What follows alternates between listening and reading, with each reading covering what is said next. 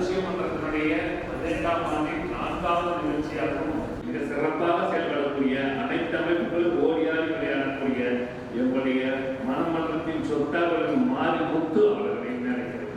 மனமன்றத்தினுடைய உயர் நாளிலே சரியான நேரத்துக்கு நிகழ்ச்சிகளை தொடங்குவதுதான். அதன்படி கூட்டம் மக்கள் வந்துடுவார்கள். நம்ம முறையாக நேரத்துக்கு ஆரம்பிக்கிறோம். முதலாவது இறைவனுக்கு பாட வருகிறார்.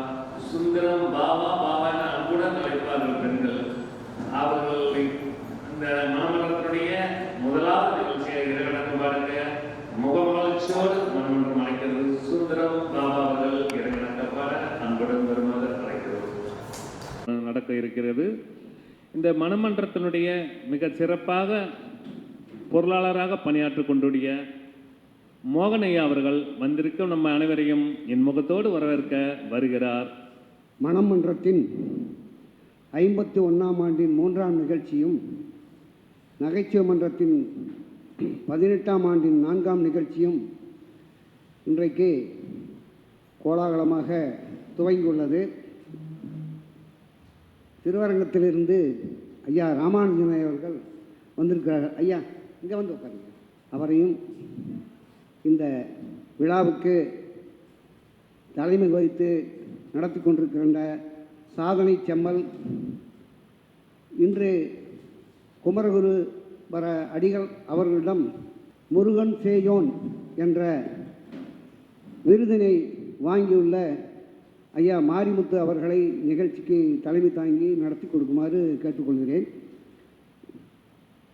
அதே போல் இன்றைக்கு முன்னிலை வகிக்கின்ற நமது அனைவருக்கும் மிகவும் பரிச்சயமான மருத்துவர், நமது சேலம் நகர அனைத்து வித்யா மந்திர் பள்ளிகளின் சேர்மன் டாக்டர் கிருஷ்ணசித்தி அவர்களே, உங்களை வரவேற்கிறோம். அதே போல் சென்னையிலிருந்து இன்றைக்கு வாரியார் சுவாமிகளை பற்றி நமக்கு நிறைய தெரிந்திருந்தாலும் கொஞ்சம் விரிவாக சொல்வதற்காக இளைய சிலம்பொலி திரு கங்காபரணி அவர்கள் வந்திருக்கிறார்கள். அவர்களையும் வருக வருக என்று வரவேற்கின்றேன். கடந்த மாதம் தீட்சை வாங்கிய நமது சுவாமிகள் இளையவர் பாலமுருகன் அவர்களையும் வருக வருக என்று வரவேற்கின்றோம். வருகின்ற விநாயகர் சதுர்த்தி அன்று அங்கே அம்மாப்பேட்டையிலே இந்த பார்க்கு பேர் சீதாராம் பார்க்கா, அது அங்கே ஒரு விநாயகர் வைத்து அதிலே சிறப்பு சொற்பொழிவு ஆற்றுகின்றார் நமது பாலமுருகன் அவர்கள். அவருடைய பணி மேலும் சிறக்க வேண்டும் என்று உங்கள் அனைவர் சார்பிலும் கேட்டுக்கொள்கிறேன். நமது மனம் ஐயா அவர்கள் வாரியார் சுவாமிகளுடைய வாரிசு என்று வாரியார் சுவாமிகளாலேயே சொல்லப்பட்டவர்.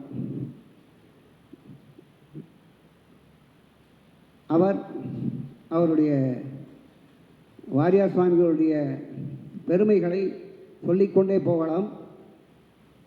நாள் கணக்கல்ல, வாரக்கணக்கல்ல, மாதக்கணக்கல்ல, வருடக்கணக்கில் கூட அவருடைய பெருமைகளை சொல்லிக்கொண்டே போகலாம். ஏதோ நமக்கு தெரிந்தவரை நாம் சொல்லலாம். நமது மனம் ஐயா அவர்களை நல்லபடியாக சுதந்திரராஜ் அவர்கள் எப்படி நன்கு கவனித்து கொண்டு தொண்டாற்றினாரோ அதே போல் அந்த காலத்திலே வாரியார் சுவாமிகள் நமது மனம் என்ற ஆண்டு விழாவுக்கு ஒவ்வொரு ஆண்டும் வரும்பொழுதும் 10 நாட்கள் பிரம்மோற்சவம் போல நாம் நடத்தி கொண்டிருந்தோம். அந்த நாட்களிலே வாரியார் சுவாமிகளுடைய அவருக்கு தொண்டு செய்யும் ஒரு பாக்கியத்தை நான் பெற்றிருக்கிறேன் என்று மிகவும் மகிழ்ச்சியோடு சொல்லிக்கொள்கிறேன். நமது வாரியார் சுவாமிகள் நமது மனம் ஐயா அவர்களின் பேரில் மிகுந்த பற்று கொண்டவர்கள். ஆனால் ஒரு ஒரு சின்ன விஷயம் நடந்துவிட்டது. அது அவரே மணமையா அவர்களே சொன்னது தான். ஒரு முறை வாரியார் சுவாமிகள்,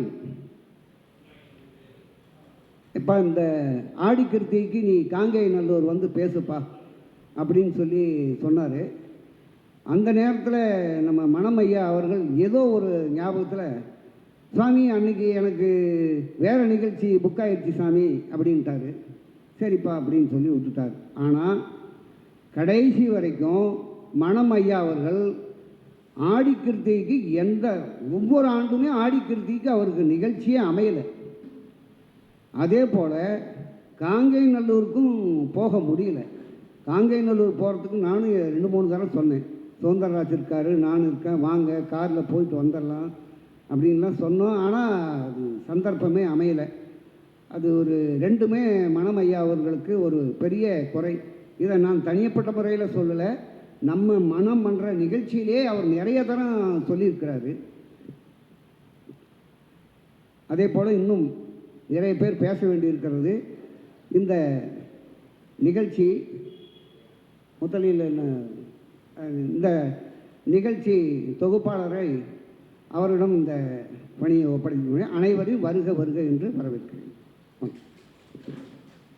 மோகனை அவர்களுக்கு நன்றிகளை தெரிவித்துக் கொண்டு, எங்களை எல்லாம் விதவிதமாக படம் எடுத்துக்கொண்டிருக்க அசோகா டிவி அவர்களை வருகிறவர்களிடம் வரவேற்று, போட்டோக்களை மிகப்பெரிய ஆதாரமாக விளங்கக்கூடிய போட்டோக்களை சிவா அவர்கள் சுட்டு தள்ளி கொண்டிருக்கிறார். அவர்களுக்கும் நன்றிகளை தெரிவித்து வருக வருக அவரையும் வரவேற்று, இந்த முன்னிலை வைக்கக்கூடிய மருத்துவர் ஆர் கிருஷ்ணசெட்டி எம்டி அவர்கள் வித்யா மந்திரி கல்வி குழுமத்தினுடைய தலைவராக இருக்கக்கூடிய, அகில இந்திய அளவிலே முதல் பரிசு பெற வேண்டும் என்பதற்காக அல்ல, தன்னுடைய பள்ளிகளில் படிக்கக்கூடிய பிள்ளைகளை ஒழுக்கச் செயலர்களாக வளர்த்து கொண்டிருக்கிற ஒரு அற்புதமான நிறுவனத்தினை வித்யா மந்திரி பள்ளி கிருஷ்ணசெட்டி ஐயா அவர்கள் நடத்தி கொண்டிருக்கிறார். அவர்களுக்கு நன்றிகளை தெரிவித்துக் கொள்கிறோம்.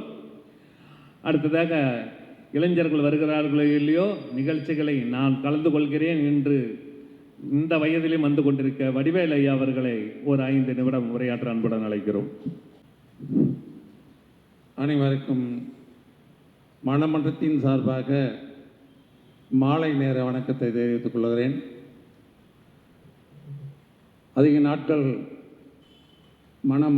மனம் சேக சந்திரகாசனுடன் கிட்டத்தட்ட ஒரு 40 ஆண்டுகளுக்கு முன்னே நாம் பழகியிருக்கிறோம். அதன் பிறகு டாக்டர் பாலகிருஷ்ணன் அவர்களிடம் இணைய சேர்ந்து பல விதமான நிகழ்ச்சிகளை நடத்தி கொண்டிருக்கிறோம். வருகின்ற அக்டோபர் 2ஆம் தேதியும் நாங்கள் நிகழ்ச்சியை நடத்த இருக்கிறோம். அது வெகு தூரத்தில் இல்லை, இன்னும் சிறிது காலம் நடக்கும் என்று தெரிவித்துக் கொள்கிறேன். அடுத்தபடியாக ஒரு அம்மாவை பற்றி ஒரு சிந்தனை. தாய் தான் நமக்கு சக்தியை கொடுக்கிறாள், 5 திங்கள் சுமந்து பெற்றெடுக்கிறாள். பாலோட்டி வளர்க்கின்ற தாய் உண்ணாமல் உறக்கம் இழந்து நம் உயிரை பேணு காத்தி பேரின்பம் காட்டி புகழாரம் சூட்டி மழலை மொழி பேசி சிற்பி செதுக்கிய சிலையைப் போல இந்த உலகிற்கு வித்தகனாய் கல்வி கற்க சீராட்டி சிரம் தூக்கி நல்மணியாய் கண்ணே மணியே அமிழ்தே என்று கொஞ்சம் மொழி பேசி தமிழனாயிரு தலை நிமிர்ந்தனில் பெண்ணாய் இருந்தால் தன்னடக்கம் பொறுமை வேண்டும், ஆண்மகனாய் இருந்தால் பணிவும் துணிவும் வீரமும் இருக்க வேண்டும் என்று சொல்லி வளர்க்கின்றாள். எதற்கும் ஒரு காலம் உண்டு பொறுத்திருமகளே, இன்பத்திலும் துன்பத்திலும் சிரித்திருமகளே, சிரித்திருமகளே. உள்ளத்தில் கவலைகள் இருக்கலாம், உன் உதடுகள் எப்போதும் சிரிக்கட்டும். தாளோருவாயினும் தாள உரை, நம்மை விட தாழ்ந்தவர்களாக இருந்தாலும் அன்பு காட்டு, பெரியோருக்கு மரியாதை காட்டு, கடினி சொற்களை எக்கணமும் பேசாதே, நல்லவற்றை செய், நல்லதே நடக்கும். எல்லா உயிர்களையும் தன் உயிர் போல் எண்ணி இறுக்கம் காட்டு, பிற உண்பதை கண்டு மகிழ்ச்சியாயிரு, கொடுத்து உதவு, கெடுத்து ஒருபடும் வாட கற்றுக்கொள்ளாதே என்பால். எந்த பிள்ளையும் நல்ல பிள்ளைதான் மண்ணில் பிறக்கையிலே, அவர் நல்லவராவதும் தீயவராவதும் அன்னை வளர்ப்பினிலே. பிள்ளையை பெற்றெடுப்பது தாயின் கடமை, அவனை சான்றோனாக்குவது தந்தையின் கடமை. அறிவு, ஆற்றல், இறைபக்தி, தேசப்பற்றி முறையாக கற்பித்து தாய்க்கு தாயாக இருந்து உயர்ந்த நிலைக்கு கொண்டு வந்து நல்ல ஆசிரியரின் கடமையாகும். உயர்ந்து வாழ்வது நல்ல பிள்ளையின் கடமையாகும். ஒன்றே குலம், ஒருவனே தேவன், எல்லோரும் நல்லவரே, ஒன்றாக வாழ்வோமாக. 10 மாதம் சுமந்திருந்து வளர்த்தாலே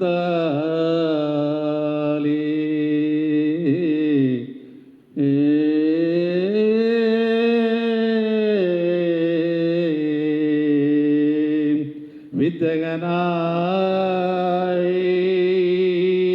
கல்வி கற்க வைத்தாலே மேதினியில் நாம் வாழ மேன்மையாய் வாழ வைவோடும் உணர்ச்சி பூர்வமாகும். இன்று அந்நேர் தினமோ என்று சந்தேகப்படும் அளவிற்கு அற்புதமாக பாடி வடிவேல் ஐயாவுக்கு நன்றிகளை தெரிவித்துக் கொள்கிறோம். உம்மென்று இருக்க வேண்டாம், ஜாலியாக சிரியுங்கள், சந்தோஷமாக இருங்கள் என்ற பேசுவதற்காக வருகிறார் மனமன்றத்தின் சொத்து மாரிமுத்து அவர்களை அன்புடன் அழைக்கிறோம். அனைவருக்கும் வணக்கம். இன்று நகைச்சுவை நிகழ்ச்சியிலே ஒரு 2 நண்பர்கள் ஒருவர் சந்திக்கும் போது ஒருவர் கேள்வி கேட்க அந்த கேள்விக்கு பதில் சொல்லும் விதமாக அமைந்ததுதான் இந்த நகைச்சுவை சொற்களெல்லாம். டாக்டரும் ஆக்டரும் உள்ள ஒற்றுமை என்ன அப்படின்னு சொல்லிட்டு கேட்குறான் ஒரு நண்பன். டாக்டருக்கும் ஆக்டருக்கும், டைரக்டர் அந்த டாக்டர் வித்தியாசம். 2 பேரும் தியேட்டருக்கு வரவழைச்சி தான் கொள்ளுவாங்க. 2 பேரும் தியேட்டருக்கு வரவழைச்சி தான் கொள்ளுவாங்க. அடுத்த கேள்வி கேட்குறான், சிவகாசிக்கும் நெய்வேலிக்கும் என்ன வித்தியாசம் அப்படின்னு கேட்குறான்.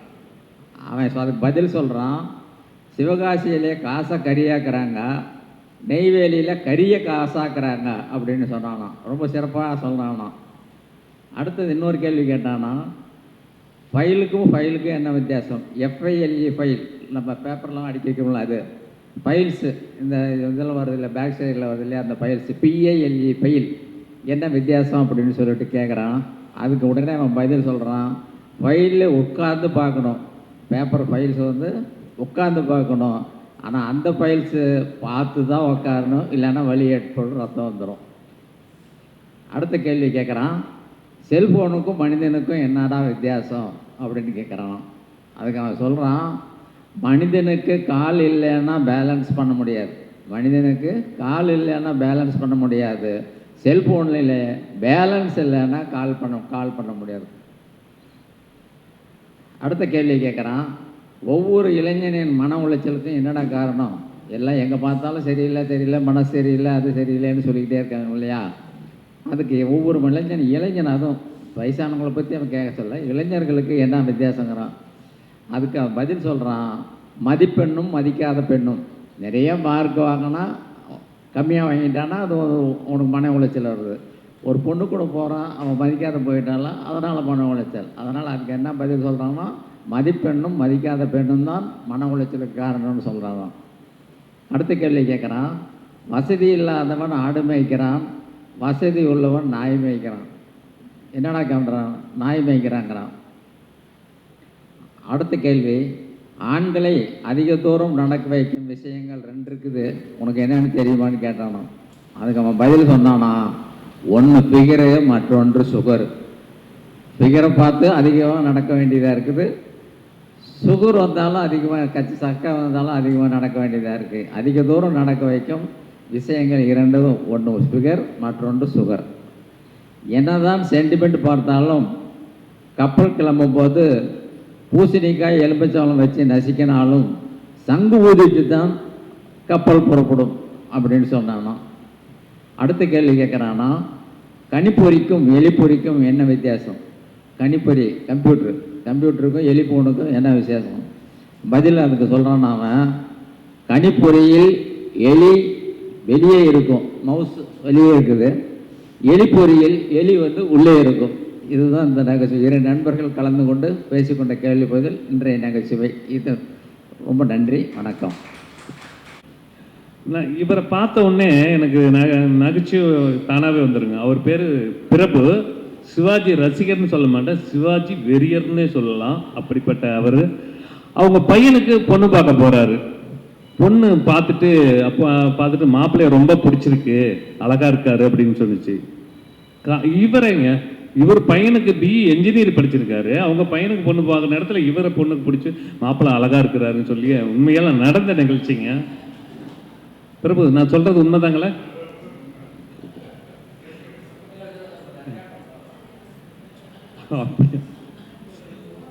இல்லை, இது உண்மையா நடந்த நிகழ்ச்சி. இந்த சாப்பாடு பத்தலன்னா அவசரமாக உப்புமா செய்கிற மாதிரி கூட்டம் இன்னும் வரல. வந்திருக்க அனைவருக்கும் வணக்கம். மனமன்றம் ஆரம்பித்தப்ப எனக்கு வயசு 6, அதனால் விவரம் தெரிஞ்ச வயசு தான். ஐயா கிருஷ்ண செட்டி ஐயா அடிக்கடி வீட்டுக்கு வருவார். இப்போ எல்லாருக்குமே நம்ம இப்போ அதனால் அவர் வந்து பில்லர்ஸ் ஆஃப் தி மனமன்றம், தூண்களில் அவரும் ஒரு மிகச்சிறந்த தூண்.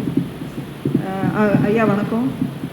நான் வந்து ஒரு சின்ன தலைப்பில் எனக்கு தெரிஞ்சதை நான் படித்ததை பேசலான்னு இருக்கேன். எது மகிழ்ச்சி அப்படின்றது தான் நான் எடுத்துக்கிட்ட தலைப்பு. எனக்கு கல்லூரியில் ஒரு ஃப்ரெண்டு வந்து சொன்னாங்க, சிரிச்சிட்டே இருக்கேன்னு என்னை வந்து கூப்பிட்டாங்க, ஹெச்ஓடி கூப்பிட்டாங்கடி. என்ன சிரிச்சுக்கிட்டே இருக்க, ஏதாவது பிரச்சனையான்னு கேட்டாங்க அப்படின்னு சொல்லி. ஏன் எப்போவுமே சந்தோஷமாக இருக்க, உனக்கு ஏதாவது பிரச்சனையான்னு கேட்டாங்க. சந்தோஷமாக இருக்கிறது பிரச்சனையான்னு கேட்டாங்க. ஏன்னா எல்லாருமே சோகமாக இருக்கிற உலகத்தில் சந்தோஷமாக இருக்கிறது அவருக்கு பிரச்சனையாக தெரிஞ்சிருக்கு. ஏன்னா கொஞ்சம் பேர் தானே சந்தோஷமாக இருக்காங்க. நாம் ஏன் சந்தோஷமாக இருக்க முடியலன்றதுக்கு பெரிய காரணம் நம்ம சந்தோஷத்தை தேடி கஷ்டப்படுறோம். அதுதான் அங்கே பிரச்சனையே. சந்தோஷம் நம்மக்கிட்ட தான் இருக்குது, வெளியில் இல்லை. அது நம்ம என்றைக்கு உணர்றோமோ அன்றைக்கி நம்ம எல்லாருமே சந்தோஷமாக இருப்போம். நீங்கள் வந்து அதுக்கு ஒரு சின்ன கதையோடு நான் சொல்கிறேன். எல்லோரும் படிச்சிருப்பீங்க. மெக்சிகோலேருந்து ஒரு வியாபாரி, ஒரு பெரிய பிஸ்னஸ்மேன், பிஸ்னஸ் டைக்கூன்னு வச்சுக்கலாம், பெரிய பெரிய லெவலில் யோசிங்க. அவர் வந்து ஒரு சின்ன மெக்சிகோவில் இருக்க தீவுக்கு ஒரு பெரிய பிஸ்னஸ்மேன் வராரு. வந்து அங்கேயே ஒரு மாதம் தங்கி ரெஸ்ட் எடுக்கலான்ட்டு வராரு. அப்போ ஒரு மீனவரை சந்திக்கிறார். அந்த மீனவர் ஒரு கொஞ்சமாக மீன் பிடிச்சிட்டு வந்துட்டு கரையேறிடுறாரு. அவருடைய படகுலேருந்து கரையேறி வராரு மேலே. அப்போ இந்த வியாபாரி கேட்குறாரு, ஏன் அதுக்குள்ளே வந்துட்டீங்க, எவ்வளோ மீன் பிடிச்சிருக்கீங்கன்னு. இது என் குடும்பத்துக்கும் என் நண்பர்களுக்கும் போதுமானது தான் அப்படின்னு சொல்கிறார் அவர். ஏன் இன்னும் கொஞ்சம் பிடிக்கலாமே அப்படின்னு கேட்குறதுக்கு, இல்லை எனக்கு இது போதும். சரி, மிச்ச நேரம் என்ன பண்ணுவீங்கன்னு கேட்குறாரு அந்த வியாபாரி. அதுக்கு அவர் சொல்கிறாரு, மிச்ச நேரம் நான் வந்து குழந்தைங்களோட செலவிடுவேன், என் குடும்பத்தோடு செலவிடுவேன், மாலையில் குடும்பத்தோடு வெளியில் போவேன், நண்பர்களோடு வெளியில் போவேன், சந்தோஷமாக இருப்பேன் அப்படின்றார். அதுக்கு அந்த வியாபாரி கேட்குறாரு, ஏன் இன்னும் கொஞ்சம் மீன் பிடிக்கலாமே, இன்னும் கொஞ்சம் நிறைய பிடிச்சிங்கன்னா இன்னும் ஒரு படகு வாங்கலாம், சரி வாங்கி அப்படின்னு கேட்குறாரு. இப்போ இந்த உரையாடல்கள் வந்து இந்த மீனவருக்கும் அந்த வியாபாரிக்கும் நடக்குது. இந்த மீனவருக்கும் வியாபாரிக்கும் இந்த உரையாடல் நடக்குது. என்னென்னா, மீனவர்கிட்ட கேட்குறாரு அந்த வியாபாரி, இன்னும் கொஞ்சம் நிறைய பிடிச்சிட்டு வந்தீங்கன்னா நல்லா இருக்கும்ல. சரி, பிடிச்சிட்டு வந்தால் என்ன பண்ண போகிறேன் நான், இன்னொரு பெரிய படகு வாங்கலாம், வாங்கி இன்னும் வியாபாரத்தை பெருக்கலாம், இன்னும் நீ அமெரிக்காவின் உள்ள சென்று இன்னும் கொஞ்சம் நிறைய கம்பெனி ஆரம்பிக்கலாம், இன்னும் நிறைய மீன் விற்று நிறைய லாபம் பார்த்து இந்த உன்னுடைய வியாபாரத்தை முழுவதுமாக பரவ செய்யலாமே என்று கேட்கிறார். அவர் ஒன்னொன்றுக்கும் அந்த மீனவர் வந்து சரி அதுக்கப்புறம்னா அந்த வியாபாரி அடுக்கிக்கிட்டே போகிறார். சரி சொல்லுங்கள், அதுக்கப்புறம் என்ன பண்ணுறது, அதுக்கப்புறம் ஒரு வெக்கேஷனில் நீ ஒரு தீவுக்கு போய் குழந்தைங்களோட சந்தோஷமாக இருக்கலாமேன்னு சொல்கிறார். அதுக்கு அந்த மீனவன் சொன்னாரா, அதைத்தான் நான் இப்போவே சந்தோஷமாக இருக்கேனே, எதுக்கு நான் இவ்வளோ கஷ்டப்பட்டு அந்த சந்தோஷமாக இருக்கணும் அப்படின்னு. இன்னொரு விஷயம், நிறைய பேர் வந்து அது இல்லை இது இல்லை நீங்கள் அவங்க கூட பேசுனீங்கனாலே நமக்கு தலைவலி வந்துடும். அது இல்லை பாட்டு மட்டும்தான் பாடுவாங்க. அவங்கக்கிட்ட இருக்கிற விஷயமே அவங்களுக்கு கண்ணுக்கே தெரியாது. நீங்கள் எல்லாரும் என்ன பண்ணுங்கள், இன்னிலேருந்து ஒரு நோட் போட்டு தினைக்கும் நீங்கள் சந்தோஷப்பட்ட விஷயம்லாம் ஒரு 5 எழுதுங்க. ஒரு 10 நாள் கழிச்சோ இல்லை 15 நாள் கழிச்சோ உங்களுக்கு ரொம்ப கவலையாக இருக்கும்போது, என்னடா நம்ம கடவுள் இவ்வளோ கஷ்டத்தை கொடுக்குறாருன்னு அந்த நோட் எடுத்து பாருங்கள். இப்போ நமக்கு என்னெல்லாம் சந்தோஷம் இருக்குன்னு தெரியும். இல்லை பாட்டு பாடும்போது இந்த பிரபஞ்சம் என்ன நினைக்கும், இவனுக்கு எதுக்கு கொடுத்துக்கிட்டு எப்போ பார்த்தாலும் புலம்பிகிட்டே இருக்கான் அப்படின்னு சொல்லிடும். நீங்கள் இருக்கிறதுக்கு சந்தோஷப்பட்டு நன்றி உணர்ச்சியோடு இருந்தீங்கன்னா மேலே மேலே கிடைக்கும். நீங்கள் வேணால் முயற்சி பண்ணி பாருங்கள். அடுத்த கூட்டத்தில் வந்து எனக்கு அந்த அனுபவத்தெல்லாம் கொஞ்சம் எல்லாரும் சொல்லுங்கள். முல்லா கதை அதுக்கு ஒரு உதாரணம்.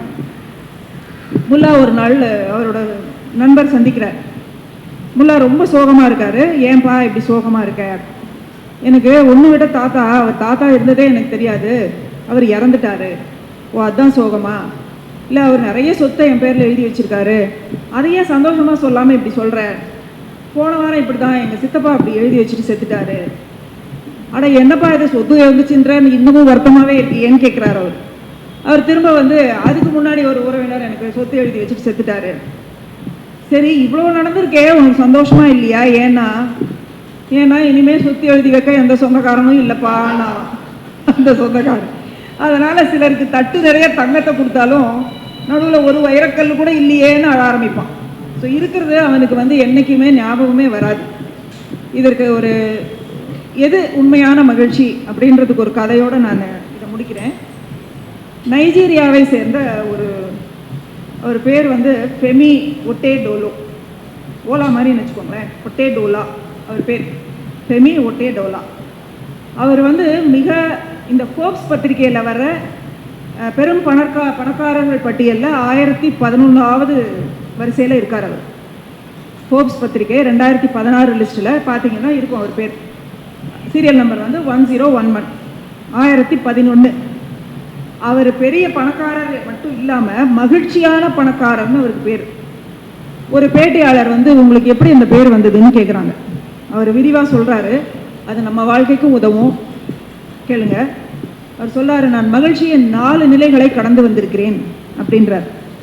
என்னதுன்னு ஒன்று லிஸ்ட் பண்ணுறார். முதல் வந்து நிறைய நான் சொத்து சேர்க்கணும், அதை வாங்கணும் இதை வாங்கணும், பெரிய சொத்து செல்வந்தன் ஆகணுன்றது என்னோட குறிக்கோள். அதை அடைஞ்சிட்டேன்.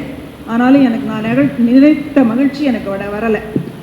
ரெண்டாவது, நினைத்த பொருளை எல்லாம் வாங்கணும். முதல்ல சொத்து கம்பெனி அப்படி, ரெண்டாவது பொருள்கள் அதெல்லாம் வாங்கணும்னு நினச்சேன், அதை வாங்கி எனக்கு நான் நினச்ச சந்தோஷம் எனக்கு கிடைக்கல. மூணாவது, என்னுடைய வியாபாரத்தை பெருக்கணும். நான் ஏசியாவிலையும் ஆப்பிரிக்காவிலையும் நான் தான் வந்து டீலர்ஷிப் எடுத்திருக்கேன் டீசலுக்கு. அவ்வளோ வியாபாரம் விரிவடைஞ்சு இருக்கு, இருந்தாலும் எனக்கு வந்து சந்தோஷம் கிடைக்கல. நாலாவது நிலை தான் எனக்கு உண்மையான சந்தோஷத்தை கொடுத்தது. என் நண்பன் ஒரு நாள் வந்து அவனுக்கு தெரிந்த ஒரு காப்பகத்தில் 200 குழந்தைகள் இருக்காங்க, அவங்களுக்கு சக்கரை நாற்காலி வாங்கி கொடுன்னு கேட்குறான். இவரும் வாங்கி கொடுத்துட்றாரு. அந்த நண்பர் சொல்கிறாரு, அதை நீ வந்து கொடு, உன் கையால் கொடு நேரில், எனக்கு எதுக்குப்பா, எனக்கு எதுக்கு இந்த பெருமையெல்லாம், நீயே போய் கொடு அப்படின்றார். அவர் இல்லைன்னு அடம் பண்ணி அந்த நண்பர் இவரையும் கூட்டிகிட்டு போய் அந்த காப்பகத்தில் குழந்தைங்களுக்கு கொடுக்க வைக்கிறாங்க. அவர் சொல்கிறாரு, அதை கொடுக்கும்போது தான் எனக்கு உலகத்தில் இருக்கிற அத்தனை மகிழ்ச்சியும் எனக்கு கிடச்சிது. அந்த குழந்தைங்க அவ்வளோ சந்தோஷமாக அந்த சக்கரை நாற்காலியில் ஓடி ஓடி ஓடி அதில் விளையாண்டாங்க. நான் அப்புறம் கிளம்புனேன். ஒரு பெண் குழந்தை மட்டும் ஓடி வந்து என்னோட காலை கட்டிக்கிட்டு என் முகத்தையவே அண்ணாந்து பார்த்துக்கிட்டே இருந்தது. விடுமா, நான் போகிறேன்னு சொன்னேன். அந்த குழந்தை என்னை விடவே இல்லை, ரொம்ப நேரம் பார்த்துக்கிட்டே இருந்தா. நான் அவகிட்ட குனிஞ்சு கேட்டேன், ஏம்மா வேறு ஏதாவது வேணுமா உனக்கு அப்படின்னு. அந்த குழந்தை சொன்ன விஷயம் என்னோட வாழ்க்கையோட அர்த்தத்தையும் பரிமாணத்தையுமே மாற்றிடுச்சு அப்படின்னு சொல்லி அவர் நிகழ்ந்து போகிறார். அந்த குழந்தை சொன்னிச்சான், உங்கள் முகத்தை நான் எனக்குள்ளே வாங்கிக்கிறேன், நாளைக்கு நான் சொர்க்கத்துக்கு போகும்போது கடவுள்கிட்ட சொல்லுவேன், இவருக்கு ஏதாவது வேணும்னா அதை வாங்கி கொடுங்க அவருக்குன்னு நான் கடவுள்கிட்ட சொல்லுவேன், அதனால் நான் உங்கள் முகத்தை நான் வந்து உள்ளுக்குள்ளே நான் வாங்கிக்கிறேன்னு சொல்லிட்டு ஓடி போய் அது விளையாட போயிடுச்சான் குழந்தை. அந்த அவர் சொல்கிறார், அந்த ஃபெமி ஒட்டேடோலா, அந்த மாதிரி ஒரு வாழ்க்கையோட அர்த்தத்தையும் வாழ்க்கையோட சந்தோஷத்தையும் நான் அன்னைக்கு தான் உணர்ந்தேன். அதனால எப்பவுமே வந்து நமக்கு இருக்கிறதுல ஏதாவது ஒரு பகுதியை நம்ம மற்றவங்களுக்கு கொடுக்கும்போது கிடைக்கிற சந்தோஷம் ஒரு மிக மிக அலாதியானது. அது பெரிய அமௌண்ட்டாக இருக்கணும்னு அவசியம் இல்லை. நம்ம நினைப்போம், நம்மகிட்ட என்ன இருக்குது, நாமளே பிச்சை எடுத்துகிட்டு இருக்கோம், அப்படிலாம் சொல்லவே கூடாது. நீங்கள் நம்ம என்ன சொல்கிறோமோ அது நமக்கு கேட்டுதோ இல்லையோ, காது கேட்குதோ இல்லையோ, நம்ம மனசுக்கு போய் உள்ளே பதிஞ்சிடும். நாம் நல்லா தான் இருக்கோன்னு சொல்லி பழகுங்க. நான் சொன்ன மாதிரி நோட்டில் 5 விஷயம், நல்ல விஷயத்தை இன்னையிலேருந்து எழுத ஆரம்பிச்சு அடுத்த மாதம் யார் வந்து எங்கிட்ட சொல்கிறீங்கன்னு நான் நிச்சயமாக கவனிப்பேன். ரொம்ப நன்றி. அறக்கட்டளை தலைவர் உரையாற்றும் பொழுது ஜெயலலிதா அம்மையார் நினைவுக்கு வருகிறார். அவர்தான் கூட்டங்களில் சிறு சிறு கதைகளை சொல்லி தன் தொண்டர்களை உற்சாகப்படுத்தி கொண்டிருப்பார். அற்புதமான கதைகள் சொல்லி விளக்கம் அளித்த மணமன்ற அறக்கட்டளை தலைவர் உமையால் மேடம் அவர்களுக்கு நன்றிகளை தெரிவித்துக் கொண்டு, இந்த சேலம் மாவட்டத்தில் பொட்டநேரியில் இருக்கக்கூடிய JSW என்ற நிறுவனம் சிஓவாக ரவிச்சந்திரன் ஐயா இருந்தார். அப்பொழுது புன்சிரிப்பு ஆக இருக்கும் நம்ம அன்போடு பழகக்கூடிய கோபாலன் ஐயாவும் அவங்க பணியாற்றிய பொழுதுதான் இந்திய ஜனாதிபதி அவார்டு விருதுகள் பெற்ற ஒரு சிறப்பான நிறுவனம் தான் JSW. அப்பொழுது இவருடைய கடுமையான முயற்சியில் அந்த விருதுகளை பெற்றுக் கொடுத்தார்கள் என்பது மகிழ்ச்சி அளிக்கிறது. அது மட்டுமல்ல, இவர் மாணவராக இருந்த பொழுதே வாரியார் சோமர்களிடம் பரிசு பெற்றவர். நல்லா கைத்தட்டலாம். தற்போது சம்மத ஸ்பின்னிங்கில் CFOவாக பணியாற்றிக் கொண்டிருக்கிறார். அப்படிப்பட்ட புன்சிரிப்பு கோபாலன் ஐயா அவர்களை மீண்டும் எங்களுடைய அரங்கத்தில் சிறப்புரையாற்ற அன்புடன் அழைக்கிறோம்.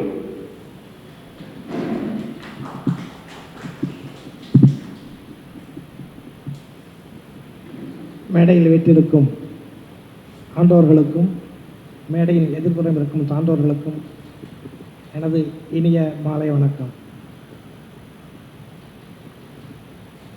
சென்ற ஆண்டு விழாவிற்கு பிறகு நான் இப்பொழுதுதான் முதலாக இந்த மாதாந்திர கூட்டத்திற்கு வருகை தருகிறேன். திரு மோகனையா அவர்கள் ஒரு மாதத்திற்கு முன்பே இந்த ஆகஸ்ட் மாத நிகழ்ச்சியில் நீங்கள் அவசியம் வந்து கலந்து கொள்ள வேண்டும் என்று சொன்னார். எதற்காக என்று வாரியார் சோழன் பிறந்த நாள், அதனால் நீங்கள் கலந்து கொள்ள வேண்டும் என்றார். மனம் ஐயா அவர்களை ஈர்த்தது வாரியார் சுவாமிகள், என்னை ஈர்த்தது மனம் ஐயா அவர்கள். இன்று என்னை வரவழைத்தது வாரியார் சுவாமிகளின் பிறந்த நாள்.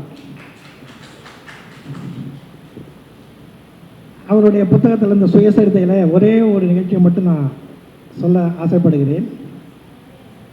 அவருடைய சுயசரிதையில் பார்த்திங்கன்னா கிட்டத்தட்ட 27 கோவில்களுக்கு திருப்பணி செய்திருப்பார், எழுதியிருப்பார்.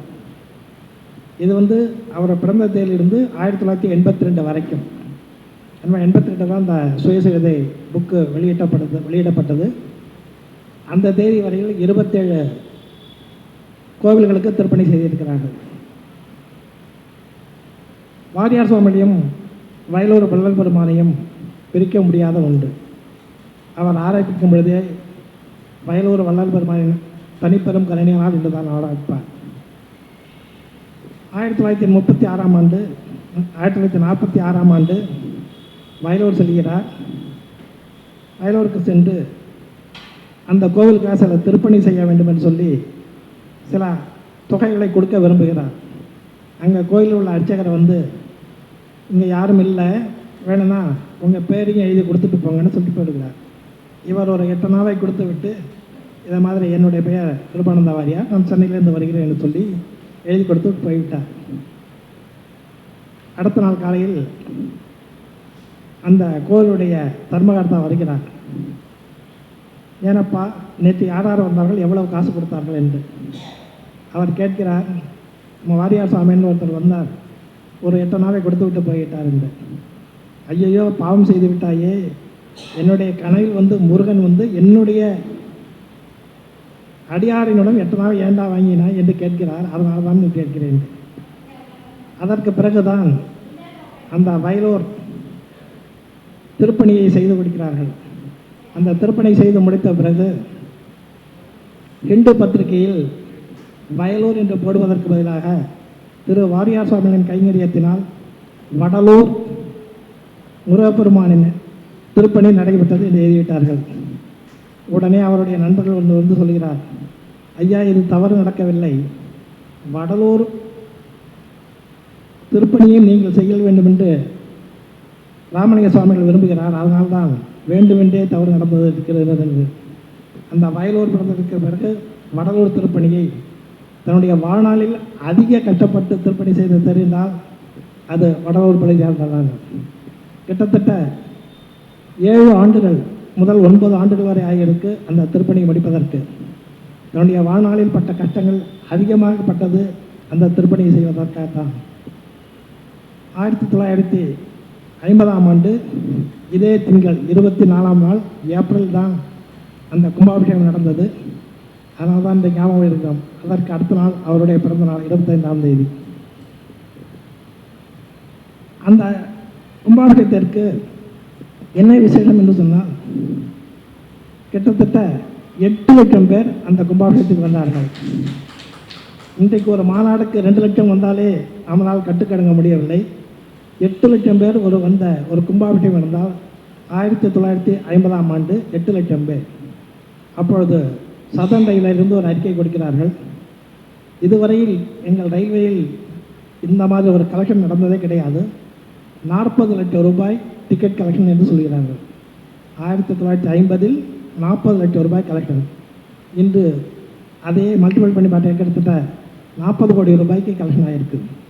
ஒரு தனி மனிதரால் ஒரு கும்பாபிஷேகத்தை நடத்தி கொடுத்து 8 வருஷம் எடுத்து 40 லட்சம் ரூபாய் வருமானம் கவர்மெண்ட்டுக்கு ஈட்டு கொடுத்துருக்காங்க.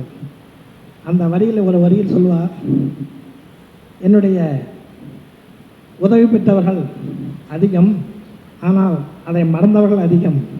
அவர்களும் என்னை எழுதுகிறார்கள். ஆனால் என்னிடம் உதவி பெறாதவர்கள் இவர் ஏன் எனக்கு உதவி செய்யலை என்று அவர்களும் எழுதுகிறார்கள். இதுதான் நான் கற்றுக்கொண்ட பாடம் என்று. இந்த உலகம் வாழ்ந்தாலும் ஏசும், தாழ்ந்தாலும் ஏசும். அந்த வரிக்கு சமமாகத்தான் அந்த வழியில் எழுதியிருப்பார். அவருடைய புகழை பேச வேண்டும் என்று தான் நான் இங்கு வந்தேன். நன்றி, வணக்கம். நமது பூபாலன் ஐயா அவர்களுக்கு நகைச்சுவை மன்ற தலைவர் கவிஞர் வாமுரா ரவி அவர்கள் பொன்னாடை போர்த்தி கௌரவிப்பார்.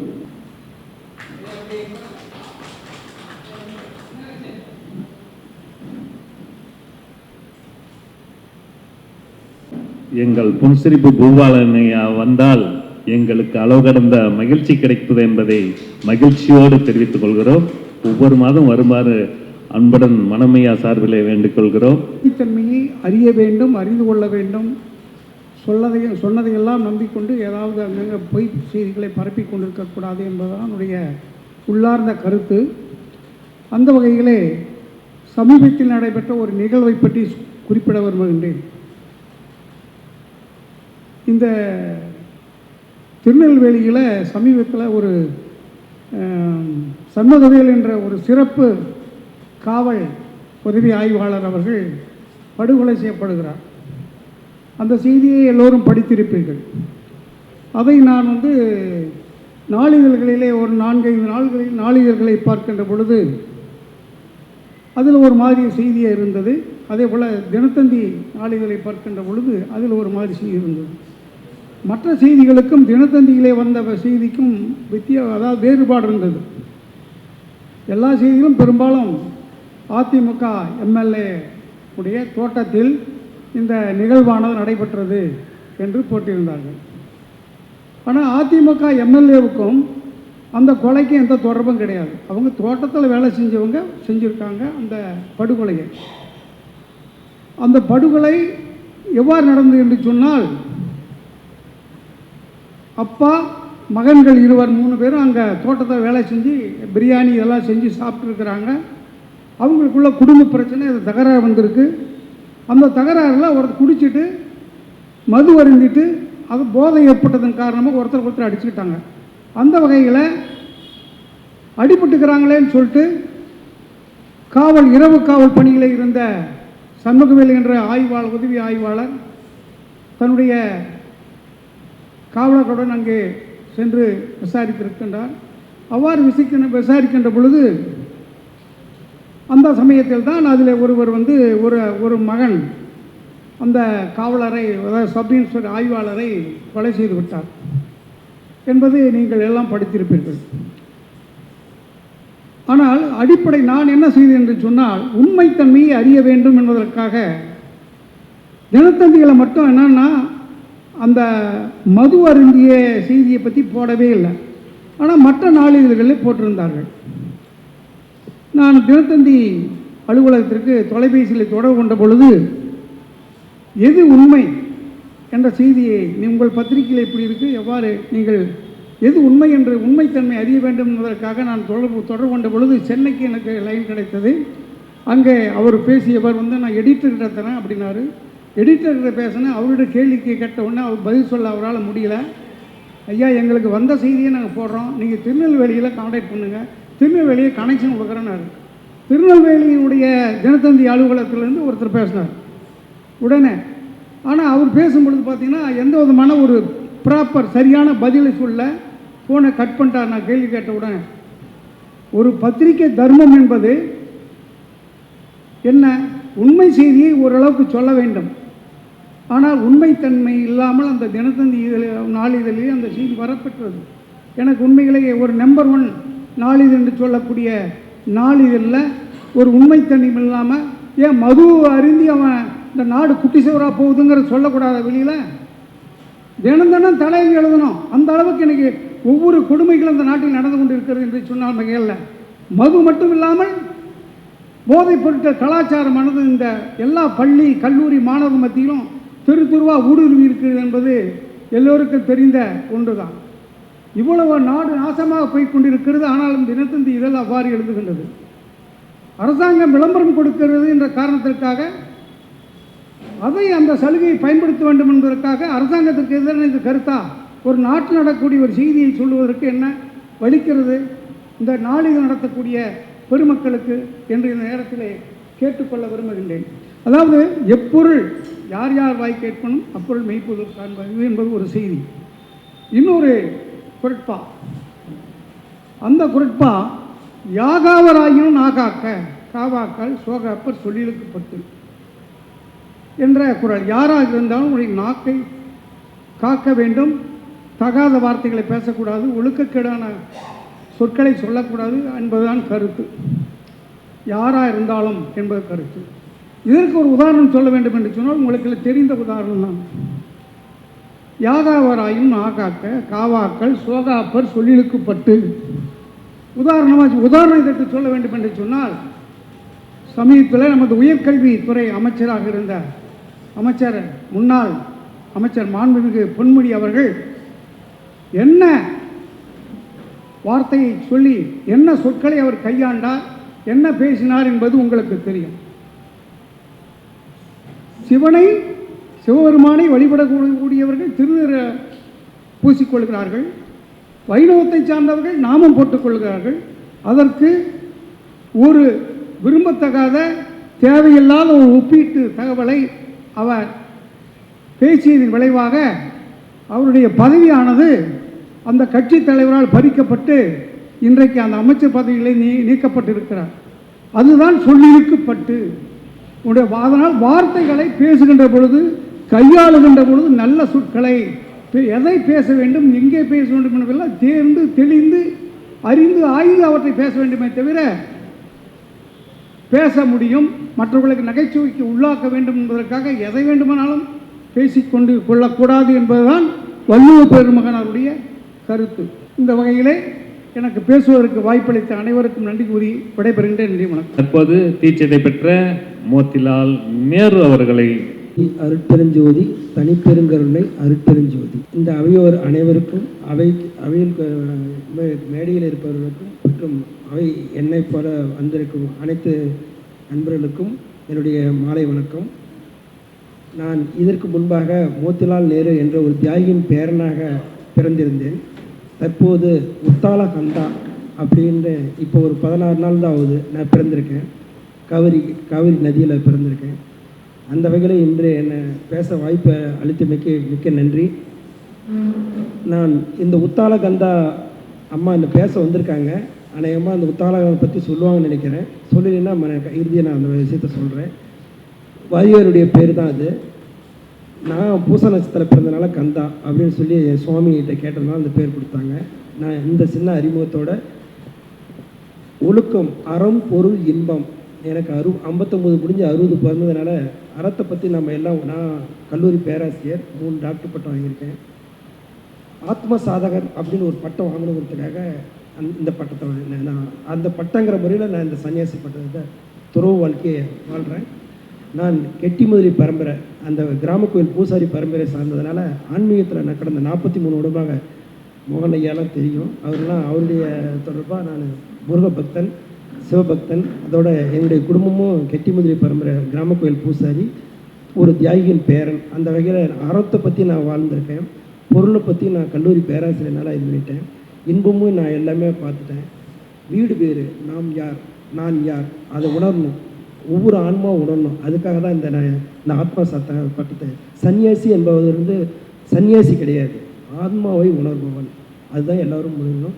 ஒவ்வொரு ஆன்மாவும் நாம் யார், நான் யார் என்பது உணரணும். அந்த ஆழ்ந்த தத்துவத்தை உங்களுக்கு உணர வேண்டும் என்பது சொல்லி இந்த சிறிய வாய்ப்பு கொடுத்த நன்றி வேண்டேன். சிவாய நமக.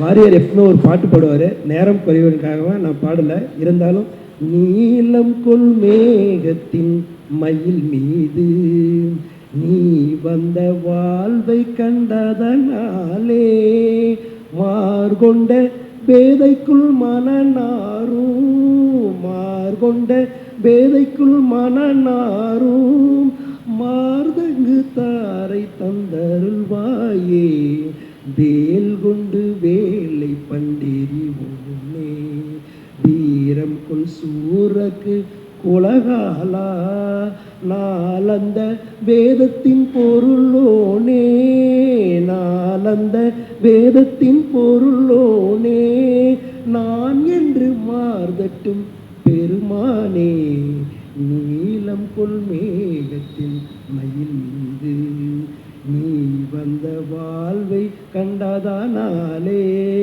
மனமையாவுடைய ரசிகன், வாரியாருடைய பரம பக்தன். அந்த வகையில் இந்த வாய்ப்பு கொடுத்ததுக்கு நன்றி. சிவாய நமக்கு. சுவாமி உத்தாள கந்தன் அவர்களுக்கு திருவரங்கத்திலிருந்து வந்திருக்கின்ற ரயில்வே துறை ஓய்வு முதுநிலை கண்காணிப்பாளர் அவர்கள் பொன்னாடை போட்டுவார்கள். அதாவது திருவண்ணாமலை அருணகிரிநாதர் திருவிழா கமிட்டி சார்பில் இந்த பொன்னாடையை போட்டுகிறார்கள்.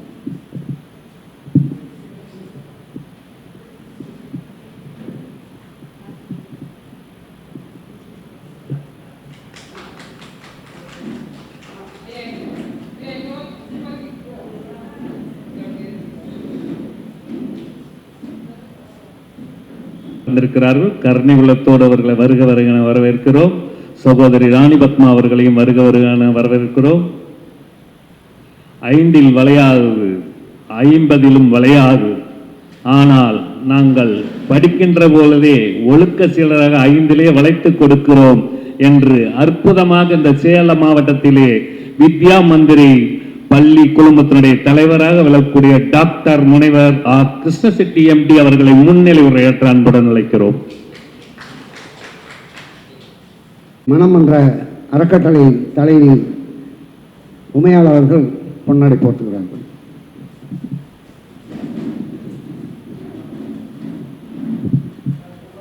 ஏராளமான ஒழுக்கச்செயலை உருவாக்கிய அற்புதமான டாக்டர் கிருஷ்ணசெட்டி அவர்களுக்கு பொன்னாடை போட்டு நல்ல கைத்தட்டலாமே.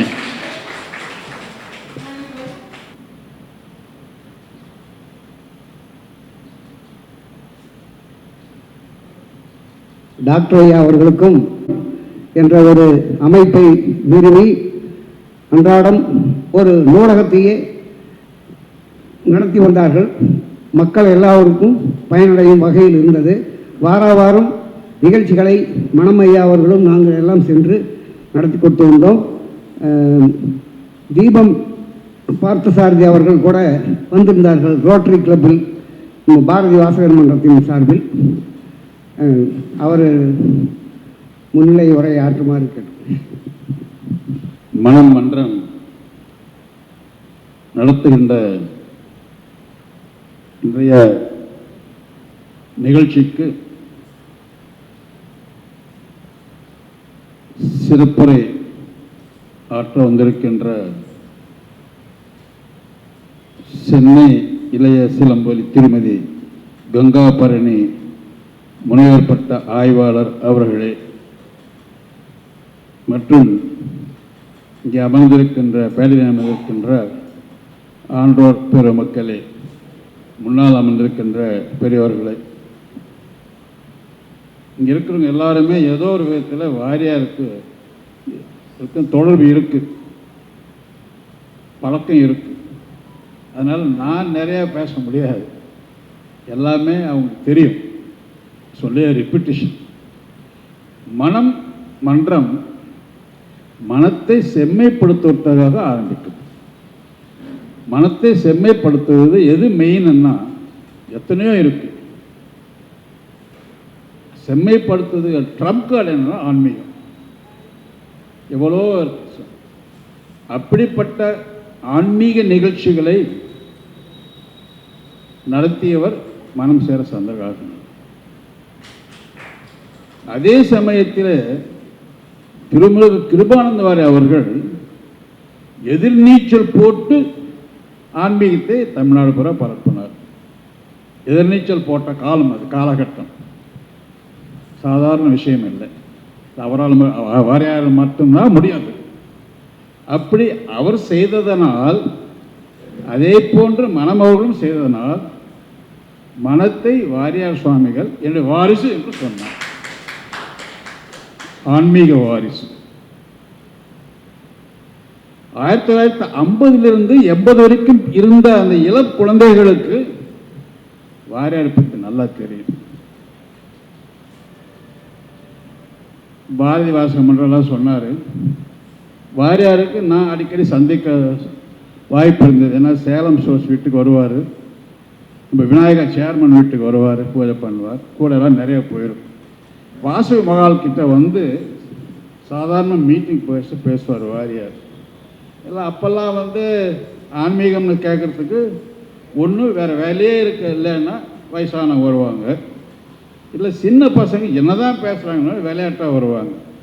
என்ன இருந்தாலும் அவர் வாரியார் கேள்வி கேட்டுட்டு பதில் சொன்னால் ஒரு இனிப்பு கொடுப்பார், சாக்லேட் கொடுப்பார். நான் நிறைய பார்த்தேன். அதான் சேலத்தில் நடந்தது சொல்கிறேன். இப்படி அவருடைய ஒரு இது நகைச்சுவை பற்றியெல்லாம் பேசினாங்க. வாரியார் சொன்னார், மந்திரிக்கு அழகு வரும் பொருள் உரைத்தல். ஆனால் இப்போ மந்திரிக்கு அழகு வாரியார் சொன்னது வரும் பொருள் எடுத்தல். அது வாரியார் வார்த்தை. அப்போ மந்திரிக்கு அழகு என்னன்னு நமக்கு தெரியும். அப்படி வந்து ஒரு நகைச்சுவை மூலமாக அவர் ஆன்மீகத்தை பரப்பினார். அதனால தான் ஆரம்பிக்கிறதுக்கு முதல்ல நகைச்சுவை நிகழ்ச்சி நடக்குதுங்க. ஆன்மீகம் கலந்து நகைச்சுவை. அடுத்தபடியாக வாரியார் பற்றி நம்ம பேசணும்னாக்கா நிறைய இருக்கிறாங்க. அவருக்கு ஒரு கோயில் கட்டி இருக்காங்க காங்கேய நல்லூரில், இல்லையா? இல்லைங்களா? நம்ம கோயில் இருக்கு. எத்தனை பேர் பார்த்துருக்கேன்னு நான் போனதில்லை, கேள்விப்பட்டேன். ரொம்ப சந்தோஷம். இப்போ வாரியார் இந்த காலகட்டத்தில் 2 செஞ்சார், நிறைய செய்திருக்கார். குறிப்பாக மீதெல்லாம் அவங்க சொல்ல போகிறார். நம்முடைய முன்னாள் மறைந்த முதலமைச்சர் திரு எம்ஜிஆர் அவர்களுக்கு பொன்மன செம்மல் என்று பட்டம் கொடுத்தது வாரியார் தான். அப்படின்னா பார்த்தோம் வாரியார் எவ்வளோ பெரிய ஒரு அத்தாரிட்டியான ஸ்பிரிச்சுவாலிட்டி அவர் ஒருத்தர் கொடுக்கணுன்னாக்கா 2 பேருமே பெரிய ஆள். அதே மாதிரி இன்னொன்று, கவிஞர் கண்ணதாசன் ஆரம்பத்தில் நாத்திகவாதி. 2 பேர் தான் அவர் வாழ்க்கையை மாற்றினாங்க. ஆக்சிடெண்ட் ஆன பிறகு காஞ்சிபுரம் பார்த்து அட்வைஸில் அப்போ தான் நெருக்கம் வராரு கண்ணதாசன். வாரியாரை சந்தித்த பிறகுதான் கண்ணதாசன் அவர்கள் அர்த்தமுள்ள இந்து மதம் புத்தகத்தை எழுதினார். அது கண்ணதாசன் சொன்ன வார்த்தைகள். அப்போ வாரியாருடைய அந்த வாக்கு தவம் எப்படி பழித்ததுன்னு நம்ம பார்க்கணும். So that is more important. அடுத்தபடியாக இப்போது வாரியார் உண்டாக்குறது வாரியார்னாக்கா அவங்க அப்பா தான். அவங்க அப்பா பேர் பாகவதர் தான் அவர். அதனால் இவர் வீணை போய் கற்றுக்கிட்டார் இல்லையா வாரியார் எல்லாமே. அதனால தான் நல்லா பேசுவார், நகைச்சு இருக்கும், பாடுவார். அவருக்கு கைத்தில் நிறைய கணித பாட்டுலாம் ஆரம்பிப்பார். ரொம்ப பிடித்தமான ஒரு பாடல் அவருக்கு. இப்போது வாரியார் என்ன பண்ணாருனாக்கா, வாரியார் வந்து எம்ஜிஆர் வீட்டுக்கு போனால் எம்ஜிஆர் தானாக ஓடி வந்து வரவேற்பார். அவ்வளோ பெரிய சக்தி அவருக்கு. இப்போ நீங்கள் எல்லாம் கேள்விப்பட்டிருப்பீங்க, மோடி இந்த இண்டிபெண்டன்ஸ் டே ஆர்எஸ்எஸ் சொல்லக்கூடிய ராஷ்ட்ரிய சுயம் சேவக் பற்றி பேசினார். விவேகானந்தர் தியானம் செய்த இடம் இருக்குது, கன்னியாகுமரியில் இருக்கும். இது இருக்குது, ஸ்மால் மவுண்டன். 3 நாள் தண்ணி கிண்ணி குடிக்காமல் ஒன்றுமே யூரின்லாம் பாஸ் பண்ண முடியாது. இட் இஸ் பாசிபிள், மெடிக்கலி முடியும். இந்த நர்வஸ் சிஸ்டத்தை கண்ட்ரோல் பண்ண முடியும். அவருடைய நினைவு சின்னத்தை கட்டுவதற்காக ஏகநாத் ராண்டே என்று ஃபுல் டைம் ஒர்க்கர் இருந்தார். இந்தியா பூராவும் போய் ₹1 தான் வாங்குவார். Each one only ₹1 donation. ஆனால் அரசாங்கத்துக்கிட்ட பர்மிஷன் வாங்கணும். அந்த ஏகநாத் ராண்டே வாரியாரை பார்த்த உடனே வாரியார்கிட்ட கூட்டிகிட்டு போய், அப்புறம் வாரியார் திரு எம்ஜிஆர்கிட்ட கூட்டிகிட்டு போய், வாரியார் சொன்னார், இது மாதிரி விவேகானந்தர் நினைவு மண்டபம் கட்டுறோம், அது அரசாங்கம் பர்மிஷன். மறுபேச்சே இல்லை. சரி, அப்பேற்பட்ட மாபெரும் ஞானி சித்தர் தவயோகி கிருபானந்தா வாரியார் நம்ம நிறைய சொற்பொழிகளை கேட்டிருக்கோம். இப்போது அவர் சொல்ல 2-3 கருத்து சொல்லிட்டு முடிச்சது. என்ன சுவாமி, பரம்பரை ஒன்றுங்கிறீங்க, ஆனால் சிவன் இருக்குது, பார்வதி இருக்குது, விநாயகர் இருக்குது, முருகன் இருக்குது, உங்களுக்கு தெரியும்னு நினைக்கிறேன். அது எப்படி சுவாமி? அது வாரியார் சொன்ன விளக்கம் என்னன்னா, நெருப்பு இருக்கு இல்லையா, நெருப்பு தான் ருத்ரன் சிவன். நெருப்புடைய தன்மை என்ன? சுதர்மமாக நெருப்பு என்ன? சுடுதல், உஷ்ணம், அது பார்வை. அந்த நெருப்புடைய நிறம் என்ன? சிகப்பாக இருக்கு, அப்படியே போக போக வெள்ளையாகும். அந்த உருவம் வெள்ளை தான் விநாயகர். அப்போ அந்த நெருப்புடைய அந்த வெளிச்சத்தை என்ன ஆகும்? எல்லாமே எல்லா இடத்துலையும் படர்ந்து இருக்கும், பரவி இருக்கும். அதுதான் முருகன். இப்போ எல்லாம் ஒன்று தானே. Can you divide? நெருப்பு பிரிக்க முடியுமா? உஷ்ணத்திலிருந்து நெருப்பை பிரிக்க முடியுமா? ஒளியை பிரிக்க முடியுமா? பரவதை பிரிக்க முடியுமா? அதனால் பரம்பொருள் ஒன்று தான் அப்படின்னு சொல்லி. அப்போ இன்னொரு ஒரு சொல்லுவார் என்னன்னா, ஒருத்தர் வைஷ்ணவர், பச்சைமா மலை பேல்மானி பவளவாய் கமலசிங்கன் அச்சுதா அமரன்னு பாடிட்டே இருக்கார். அங்கே ஸ்ரீரங்கத்தில் அந்த இது குளிச்சுட்டு அப்புறம் இருக்கார், வீட்டுக்கு போக போகிறார். அப்போ ஒரு சிவன் பக்தர் ஓம் நம சிவாயா ஓம் நம சொல்லிட்டு அந்த பச்சை மேல் இருக்கிற வைஷ்ணவ வீட்டுக்கு போகிறார்.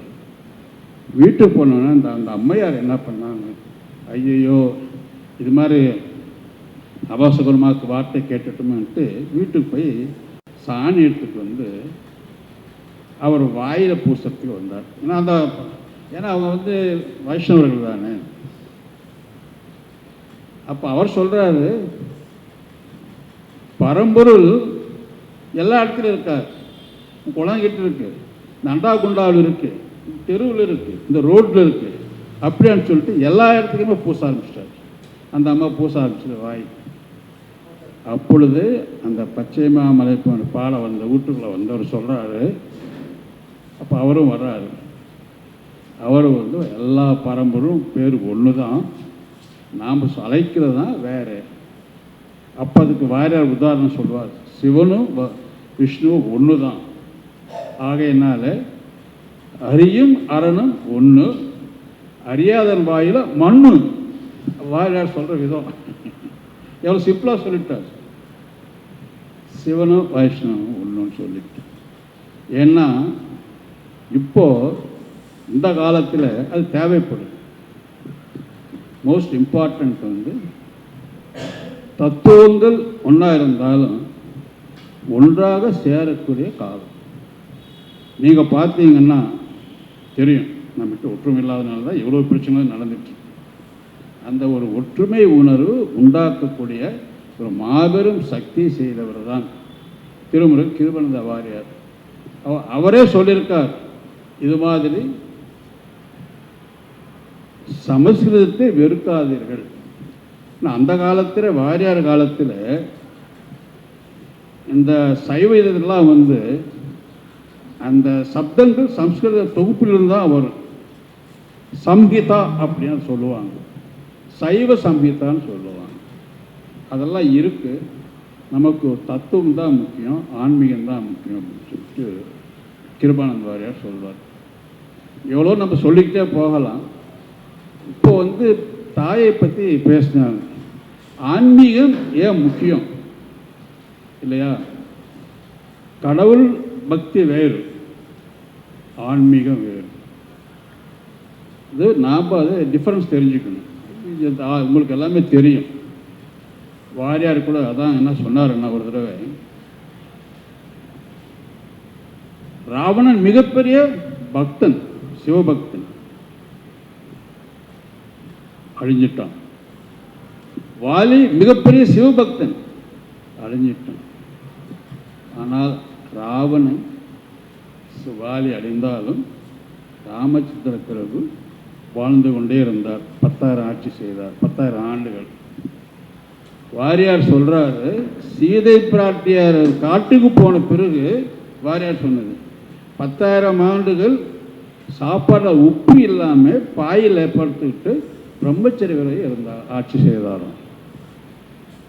அப்போ நம்ம நாட்டில் வாரியார் சொன்ன மாதிரி பக்தி முக்கியம், பக்தியை விட ஒழுக்கம் முக்கியம். அதைத்தான் சொன்னோம். நாம் என்ன சொன்னோம்னாக்க, பக்தி ஒன் சைடாக காயம், பண்பு அதர் சைடாக காயம். இளைய சமுதாயத்திற்கு சொல்லணும். வித்யா மந்திரில் நாங்கள் எல்லாம் அதான் செஞ்சிட்ருக்கோம். ஏன்னா பக்தியும் வேணும், பண்பும் வேணும். இப்போ பக்தியாக பண்பான்னா பணம் தான் வேணும். அது மாதிரி வந்துடுச்சு. அதுக்கு தான் வாரியார் ஏன் இந்த இவ்வளோ ஆன்மீகத்தை செஞ்சாருன்னா, அந்த இந்த நிகழ்ச்சி சொல்லிட்டு முடிச்சிடறேன். நான் தர்மரை பார்த்து 3 கேள்வி கேட்குறாங்க. ஒரு சிறு ஊசி துவாரம் இருக்கு, யானை உள்ள போகுது, சிறு நூல் உள்ள போகல, ஏன் என்ன இருக்கும்? 2வது, முதல் நாள் பூரா பெரிய பயிர் ஃபுல்லாக இருந்தது, மறுநாள் பார்த்தா அங்கே இன்னும் விளைச்சல் ஆனதெல்லாம் காலியாக போச்சு, ஏன்? 3வது, ஒரு கிணறு இருக்கு, இன்னொரு 6 கிணறு இருக்கு. அந்த ஒரு கிணறுக்கு தண்ணியை எடுத்தால் 6 கிணத்து தண்ணியை ரொப்பலாம். 6 கிணத்து தண்ணி எடுத்து இந்த பெரிய கிணறு ஊற்றினா ரொப்பவே முடியாது. நெவர் ஃபில்ட் அப், நெவர் கெட்ஸ் ஃபில்ட் அப். என்ன அப்படின்னு கேட்டேன். நிறைய பேருக்கு தெரிஞ்சிருக்கும், ஒன்லி ரெப்பிட்டேஷன் தான். Please don't mistake. கெட்ட விஷயங்கள் யானையை போல் இருக்கும், சுலபமாக போயிடுமா காதுக்குள்ள. நல்ல விஷயம் சின்ன திரிமா இருக்கும், போகாதான். அதுதான் அர்த்தம். First question. 2வது, பயிர் இருக்குது, வேல் இருக்குது, மறுநாள் வந்து பார்க்குறா பயிரே காணும். அதுக்கு காரணம் வேலியே பயிரை வரும் பொருள் எடுத்தல், அதுதான் வேலையே பயிர் காயம். 3வது வந்து கிணறு. இந்த கிணறு பெரிய கிணறு வந்து அம்மா அப்பா, அது பாசம். எவ்வளவு அந்த அவங்க பாசம் 6 பிள்ளைகளாக இருக்கு, 6 பிள்ளைகளுடைய பாசத்தை கொட்டி நிரப்பலாம். ஆனால் 6 பிள்ளைகள் காட்டக்கூடிய பாசம் அந்த கிணற்றை நிரப்ப முடியாது, 10வது கம்மி. இப்போ கலியுகத்திலே அதுதான் நடந்து கொண்டு இருக்கிறது. அதை தீர்க்க வேண்டியது, செய்ய வேண்டியது ஆன்மீக சக்தி. அப்பேற்பட்ட ஆன்மீக சக்தி இப்பொழுது நம்ம நாட்டுக்கு தேவை. அந்த காலத்தில் சொல்லிட்டே இருந்தோம், உலக குரு, பாரதம், தாய்நாடு, அது இது எல்லாம் சொல்கிறோம். இன்னும் நாம் என்ன செய்யணும்? வாரியாரை பற்றி அவரோட நிகழ்ச்சி, பிறந்த நிகழ்ச்சி, நாளைக்கு 25th பர்த்டே அவருக்கு. ஒரு அருமையான ஒரு கோஇன்சிடென்ஸு. நான் மனம் மன்றம் வாரியார் நிகழ்ச்சினா சாதாரண நிகழ்ச்சி இல்லை, ரொம்ப நல்லா அமைஞ்சிருக்கு. நான்லாம் கொடுத்து வச்சுருக்கேன் இதில் கலந்துக்கிறதுக்கு. அப்பேற்பட்ட இருக்கும்போது ஆன்மீகத்தை நாம் வந்து பாதுகாக்கணும். ஏன்னா அவர் சுலபமாக சொல்லுவார். ஆன்மீகத்தை பற்றி சொல்லணும்னாக்க அவர் வந்து சனாதன தர்மத்தை சிம்பிளாக சொல்லுவார். நீ கடவுள் போய் சாமி கும்பிட்றில்ல,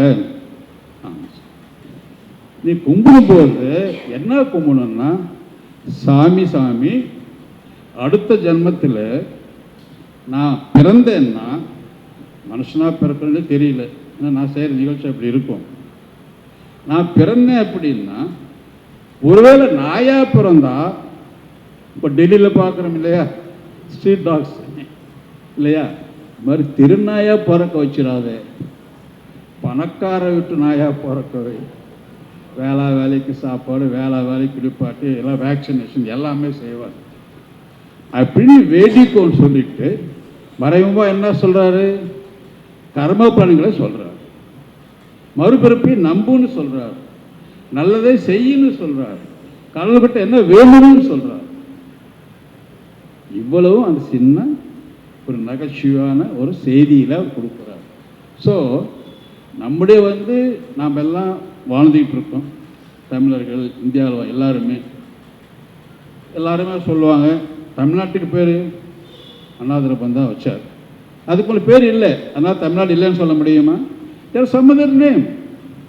அதே மாதிரி நம்மெல்லாம் வாழ்ந்தோம், கலாச்சாரம் ஒன்று இருக்குது, எந்த பேருக்கு. அப்போது பேர்கள் மாறிக்கொண்டே இருக்கலாம், கலாச்சாரம் இருக்குது, அழியாத கலாச்சாரம், உலகத்திலேயே அழியாத வாழ்ந்து கொண்டு இருக்கின்ற வாழப்போகின்ற வழிகாட்டுகின்ற கலாச்சாரம் நம்முடைய இந்து தர்மம் என்கின்ற கலாச்சாரம். நமது மதம் கிடையாது.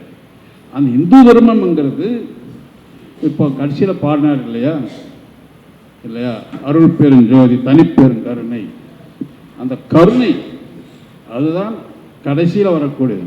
சத் சித் ஆனந்தம் என்று சொல்லக்கூடிய அப்பேற்பட்ட ஆனந்தத்தை கொடுக்கக்கூடிய, கருணை கொடுக்கக்கூடிய ஒரு அன்பை வெளிப்படுத்துகின்ற நம்முடைய தர்மம். ஏன்னா நாம் எல்லாருமே நம்ம தர்மத்தின்படி இருக்கும்போது தெய்வீக குணங்கள் தான், மற்ற மதங்கள்லாம் அப்படி சொல்லாது. we are not born as sinners like other religions say. We are all born as divine persons, spark of the divine, பரம்பொருள். இப்போ குவாண்டம் தியரி எல்லாம் படிச்சிருப்பீங்க. குவாண்டம் தியரி காஸ்மிக் எக்குன்னு சொல்கிறாங்க, அங்கிருந்து தான் உலகமே பிரபஞ்சமே ஆச்சுன்னு. காஸ்மிக் எக்கு சயின்ஸில் இப்போ என்ன சொல்கிறாங்க, cosmic egg, cosmic energy, quantum physics. நாம் அதை அந்த காலத்தில் சொன்னோம் இரண்ய கர்ப்பம், அதான் ஆங்கிலத்தில் காஸ்மிக் எனர்ஜி. ஆகையினால நம்முடைய மைக்ரோகாஸ்மாஸாக இருக்கு நாம், இந்த உணர்வு சக்தி எல்லாமே எல்லா இடத்துலையுமே பரவி இருக்கு. கடைசியில் ஒன்று சொல்லினா நம்ம சனாதன பெருமை என்னன்னாக்க, அணு இருக்குது இல்லைங்களா, அணு. அந்த அணு இன்னும் வச்சுட்டே போனால் என்ன ஆகும், புரோட்டான் எலக்ட்ரான் நியூட்ரான் வரும். அதையும் சின்னதாக பண்ணினா இமேஜின் பண்ணும். அப்போது அந்த சின்னதாக போக போக அணுவை விட புரோட்டானை எலக்ட்ரானை சின்னதாக போக போக there is no matter, only energy. அதுதான் குவாண்டம் ஃபிசிக்ஸ். அந்த காலத்தில் அதனால சொன்னாங்க அணுவுக்கு அணுவான்னு சொல்லிட்டாங்க. இட் இஸ் எனர்ஜி, தெய்வீக சக்தி. நம் உள்ளத்தில் இருக்கக்கூடிய தெய்வீக சக்தியை வெளிக்கொண்டு வரக்கூடிய, அதன் போய் வாழக்கூடிய நிகழ்ச்சிகள் நடத்தக்கூடிய மனம் மன்றத்திற்கு இந்த வாழ்த்துக்களை கூறி, வாரிய நிகழ்ச்சியில் சிறப்பாக நடத்துகின்ற இந்த அனைவருக்கும் என்னுடைய நன்றிகளை கூறி, அவர் விட்டு சென்ற பணியை வெறும் பேச்சோடு புகழோடும் நிறுத்தாமல் we have to preach, practice and protect அவர் தர்மா. எந்த பேரும் சொல்லிக்கிங்க, சனாதன தர்மம் சொல்லணும் இருக்கா, இந்து தர்மம் சொல்லணும் இருக்கா, தமிழ் கலாச்சாரம் சொல்லணும் இருக்கா. It is a Dharma, way of life. Our way of life in Tamil Nadu in India certainly different. பக்தியை விட ஒழுக்கத்துக்கு கொடுக்குறோம், எவ்வளோ சொல்லிக்கிட்டே போகலாம். அப்படிப்பட்ட ஒரு கலாச்சாரத்தை பாதுகாக்கவிட்டால் நாம் எவ்வளோ சம்பாதிச்சு வச்சிருந்தாலும் 2047 உலகத்திற்கு வழிகாட்டக்கூடிய இந்தியாவாக விக்ஷித் பாரத் டெவலப் கண்ட்ரி ஆனாலும் அப்போது வாழ்கின்ற மக்கள், சமுதாய மக்கள் நாம் நினைக்க முடியாத மோசமான நிலையிலே சமுதாயம் இருக்கும். பணம் இருக்கும், பண்பு இருக்காது. அதை தடுக்க வேண்டும் என்றால் இப்படிப்பட்ட நிகழ்ச்சிகள் நிர்வாகிகள் சிறப்பாக செய்து செயல்முறையிலே காட்ட வேண்டும் என்று கூறிக்கொண்டு வாய்ப்பு நன்றி கூறுகின்றேன். நன்றி. ஆன உரை எங்களை வைத்தீர்கள் சிறை ஒரு அரை மணி நேரத்துக்கு முன்பாக கொடுத்திருக்கலாம் என்று மனதில் நினைக்கிறோம். நெருப்பென்றும் புகையென்றும் வித்தியாசமான விளக்கம் கொடுத்த வித்யா மந்திரி கல்முகுழு தலைவர் டாக்டர் கிருஷ்ண செட்டி ஐயா அவர்களுக்கு நன்றிகளை தெரிவித்துக் கொண்டு, சென்னையிலிருந்து வந்திருக்கக்கூடிய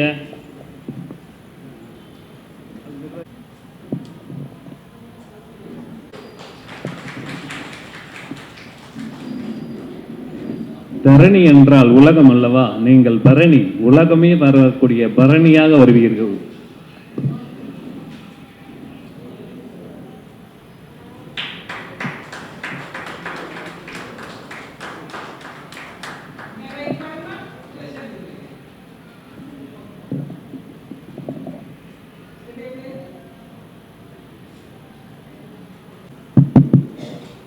திருமதி கங்கா பரணியை நான் முதலில் ஞாயிறு போற்றுதும் என்ற அந்த வலைத்தளத்தில் அவருடைய பேச்சை கேட்டேன். அன்றே மருத்துவர் மணமன்றம் தலைவர் மருத்துவர் செல்வரங்கம் ஐயா அவர்களிடம் அவருடைய தொலைபேசி எண்ணை வாங்கி அவருக்கு செய்தி அனுப்பினேன். அவர் பல செய்திகளில் என்னை ஐயா ஐயா என்றே கூப்பிட்டு கொண்டிருந்தார். கங்கா அம்மா நான் உமையாள் என்று சொல்லும் போதும் அவர் கவனிக்கவே இல்லை. அப்புறமா தெளிவாக அவங்கக்கிட்ட சொன்னேன், மன்னிச்சிருக்கேன்னு சொல்லிட்டு அவங்க பேசினாங்க. என்னால் அது சுலபமாக அவரோட பேச முடியல. அதனால் அது ஒரு நகைச்சுவையாக சொல்கிறேன். அவருடைய விவரக்குறிப்பு பற்றி சொல்கிறேன். அவர் வாங்கியிருக்கிற பரிசுகளையும் அவர் கலந்து கொண்ட நிகழ்ச்சிகளையும் படித்து கொண்டிருந்தால் சொற்பொழிவு அவர் செய்ய மாட்டார், நான் தான் செய்யணும். அவ்வளோ விஷயம் பண்ணியிருக்காங்க. அவருடைய கல்வி தகுதி MA MPhil இன் தமிழ், முனைவர் பட்ட ஆய்வாளர் சென்னை பல்கலைக்கழகம், தனித்திறன்கள் சொற்பொழிவாளர், பக்தி இலக்கியம், சங்க இலக்கியம், சித்தர் இலக்கியம், பட்டிமன்ற பேச்சாளர், தனிநபர் நாடக நடிப்பு, வீதி நாடக நடிப்பு, கவிதை மற்றும் சிறுகதை எழுத்தாளர். நிறைய சொற்பொழிவுகள் கலந்துட்டு இருக்காங்க. கம்பன் கழகம், சென்னை கம்பன் கழகம், அம்பத்தூர் கம்பன் கழகம், விமன் ஃபார் பீஸ், சித்தர் இலக்கிய மையம், ராசிபுரம் கம்பன் கழகம், சேக்கிழார் ஆராய்ச்சி மையம், நிறைய இருக்குங்க. அதனால் நான் கொஞ்சம் மட்டும் படிக்கிறேன். சேலம் கம்பன் கழகம், சித்தர் இலக்கிய மையம், சிலப்பதிகார பெருவிழா, தெய்வ சேக்கிழார் திருமுறை மாநாடு, தேவிகாபுரம். இப்படி அவர் வாங்கிய விருதுகள்: இளம் சாதனையாளர் விருது 2016. அவர் பேச ஆரம்பித்த வருடமே 2015. கிட்டத்தட்ட 10 வருஷமாக பேசிட்டு இருக்காங்க. இந்த இளம் வயதிலேயே அவ்வளவு சொற்பொழிவுகளை நிகழ்த்தியுள்ளார். சிறந்த கவிஞர் விருது நாட்டு நலப்பணி திட்டம், இலக்கிய அருவி, திசைகள் கலை இலக்கிய மன்றம் 2018. கம்பன் இளம் உரையாளர், இளைய சிலம்பொலி, ஆற்றல் இளவரசி, தமிழ் வித்தகர், திறனாய்வறிஞர், இலக்கிய சுடர், திருமுறை மணி, இதெல்லாம் அவர் வாங்கிய விருதுகள். பரிசுகள்: பல பேச்சு போட்டிகளில் முதல் பரிசு தான் வாங்கியிருக்கிறார். கிட்டத்தட்ட 16 பரிசுகள் வாங்கியுள்ளார். அவர் எழுதிய கட்டுரை அமுத சிறப்பியல் வந்துள்ளது. அதன் தலைப்பு எனக்கு பிடித்த திருக்குறள்.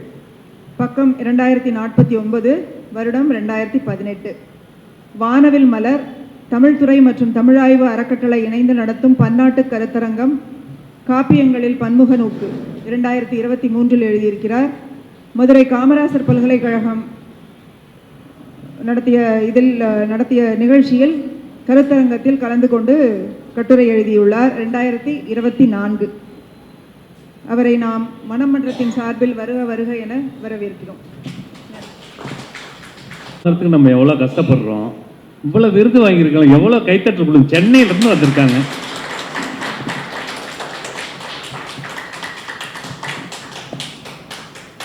நடையூறு சொல்மடந்தை நல்குவது நம்மேல் இடையூறு நீங்குவதெல்லாம் புடையூறு சேனை முகத்தாளிரிய சீருமுக தூறுமத தானை முகத்தானே நினைத்தார். சொல் துணை வேதியன் சோதி வானவன் பொன் துணை திருந்தடி பொருந்த கைத்தொழ கல் துணை பூட்டி ஓர் கடலில் பாய்ச்சினும் நல் துணையாவது நமசிவாயவை என்று என் நேசன் ஈசனின் திருவடிகளை வணங்கி எனது சொற்களை மாலையாக்கி இவ்வரங்கத்தை அலங்கரிக்க விடுகிறேன். நாபில் சரஸ்வதி நற்றுணையாக நாபிக் கமலம் நல்வேல் காக்க. தாமரை இலை தண்ணீர் போல் சகத்தோடும் கூடி வாழ்வார். பாமரர் என காண்பிப்பார், பண்டித திறமை காட்டார். உமரும் ஆவார் உள்ளத்து உவகையாம் சீவன் முத்தர் என பெரியோர்களால் போற்றப்பெறும் ஞானிகளும் யோகிகளும் பிறந்த புண்ணிய பூமியில் நாமும் பிறந்து வாழ்கிறோம் என்பது எல்லாம் வல்ல இறைவனின் திருவருளேயாம். நான் இந்த மேடைக்கு வருவதற்கு முன்பாக நினைத்திருந்தேன், இங்கு வருகை தந்திருக்கும் அனைவரை விடவும் நான் தான் வயதில் சிறியவள் என்று. ஆனால் இந்த மேடையில் அமர்ந்திருந்த இந்த 1-1.5 மணி நேரத்திற்கு பிறகுதான் புரிகிறது, இங்கு என்னை விடவும் அனைவருமே இளைஞர்களாகத்தான் இருக்கிறார்கள். எனக்கு முன்பாக பேசிய எல்லோரும் நின்று பேசினார்கள், என்னை மட்டும் அமர வைத்து விட்டார்கள். ஆகவே பெரியோர்களே என்று வயதால் கூறுகிறேன், உங்களுடைய சுறுசுறுப்பிலும் மன உற்சாகத்திலும் என்னை விடவும் இளையவர்களாகத்தான் தெரிகிறீர்கள். இன்றைக்கு வாரியார் சுவாமிகளின் வாழ்வும் பணியும் என்ற பொருண்மையில் நான் பேச வந்துள்ளேன். உங்களுக்கு தெரியாததை பேசப் போவதில்லை.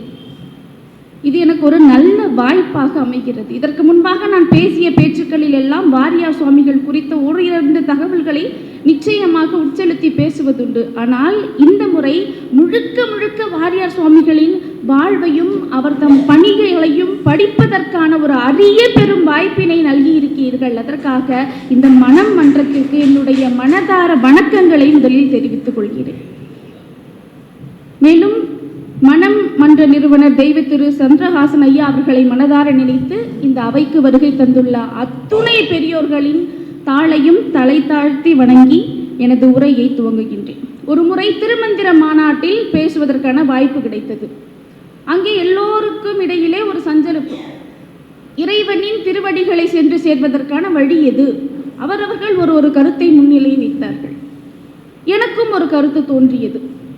திருமந்திரத்தில் 8ஆம் தந்திரத்தில் ஒரு பாடலில் திருமூலர் இப்படி குறிப்பிடுகிறார்,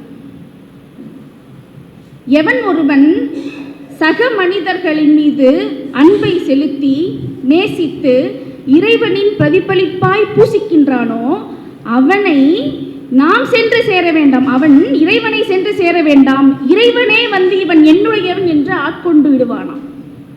அடியார் அடியார் அடியார்க்கு அடிமைக்கு அடியனாய் நல்கிட்டு அடிமையும் பூண்டேன், அடியார் அருளால் அவனடி கூட அடியான் இவன் என்று அடிமை கொண்டார் என இந்த பாடல் அவ்வளவு அற்புதமாக கூறியிருப்பாராக.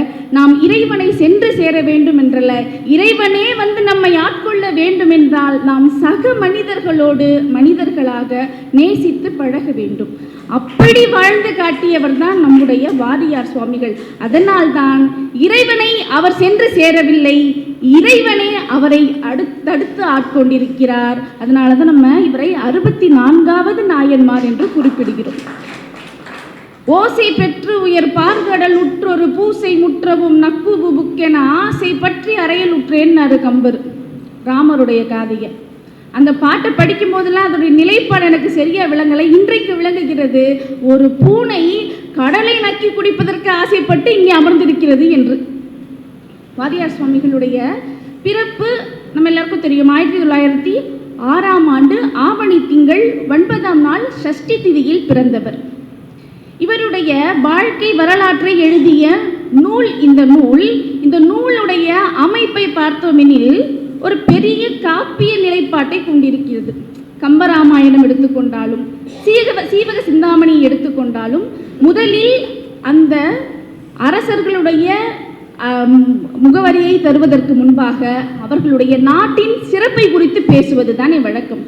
இந்த நூலிலும் வாரியார் சுவாமிகள் பிறந்த ஊருக்கு முன்பாக அந்த ஊரில் அமைந்துள்ள நாட்டின் பெருமையை குறித்து பேசியிருக்கிறார். இந்த நூலிலும் நாட்டு வளம் தான் முதன்மைப்படுத்தப்பட்டுள்ளது. அவ்வை கூறுவாள், அந்த காலத்தில் தமிழ் பரப்பியவள் அவ்வை. எந்த விதமான வசதிகளும் இல்லை, போக்குவரத்து வசதிகளும் இல்லை. நடந்தே சென்று எல்லா மன்னர்களிடத்திலும் தன்னுடைய அறிவை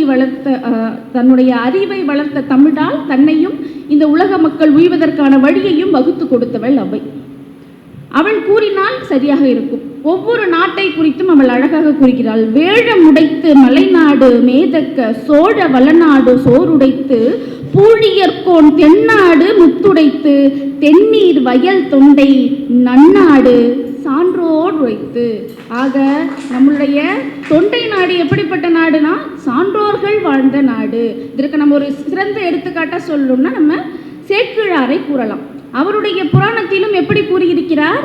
தீய என்பன கனவிலும் நினைவிலா சிந்தை தூய மாந்தர் வாழ் தொண்டை நாட்டியல்பு.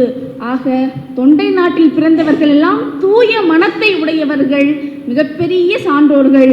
அந்த தொண்டை நாட்டிலே உள்ள காங்கேய நல்லூரில் பிறந்தவர் நம்முடைய வாரியார் சுவாமிகள்.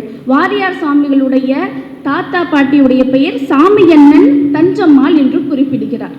இவர்களுக்கு 4வது மகனாக பிறந்தவர் தான் மல்லையப்பதாசர், வாரியார் சுவாமிகளுடைய தந்தையார். வாரியார் சுவாமிகளுடைய தாயாரின் பெயர் கனகவல்லி. ஒரு தந்தையின் தலையாய கடமை எது, தாயின் தலையாய கடமை எது என்ற வினாவிற்கு புறநானூறு மிக அழகாக பதில் கூறுகிறது. ஈன்று புறந்தறுதல் என் தலை கடனே, சான்றோராக்குதல் தந்தைக்கு கடனே. அந்த வகையில் கனகவல்லி அம்மா அழகாக ஒரு மகவை ஈன்று புறம் தள்ளிட்டாங்க. சான்றோராக்கணும் இல்லையா? அப்ப மல்லையப்பதாசர் நினைக்கிறார், நம்ம கிருபானந்த வாரியாரை பள்ளிக்கூடங்களுக்கு அனுப்புவதை காட்டிலும் நம் கண்ணெதிரே வைத்து கண்ணும் கருத்துமாக வளர்ப்பதே சரி என்று அவரை ஒவ்வொரு கணப்பொழுதிலும் தன் கவனத்திலே வைத்து செதுக்கி செதுக்கி வளர்க்கிறார் பிள்ளையை. இப்போ இருக்கக்கூடிய பெற்றோர்கள்லாம் 2.5 வயசு ஆனால் போதும் பள்ளிக்கூடத்திற்கு அனுப்பிட்டு நம்ம வேலையை பார்க்க போகலான்ற மனநிலையில் இருக்கிறாங்க.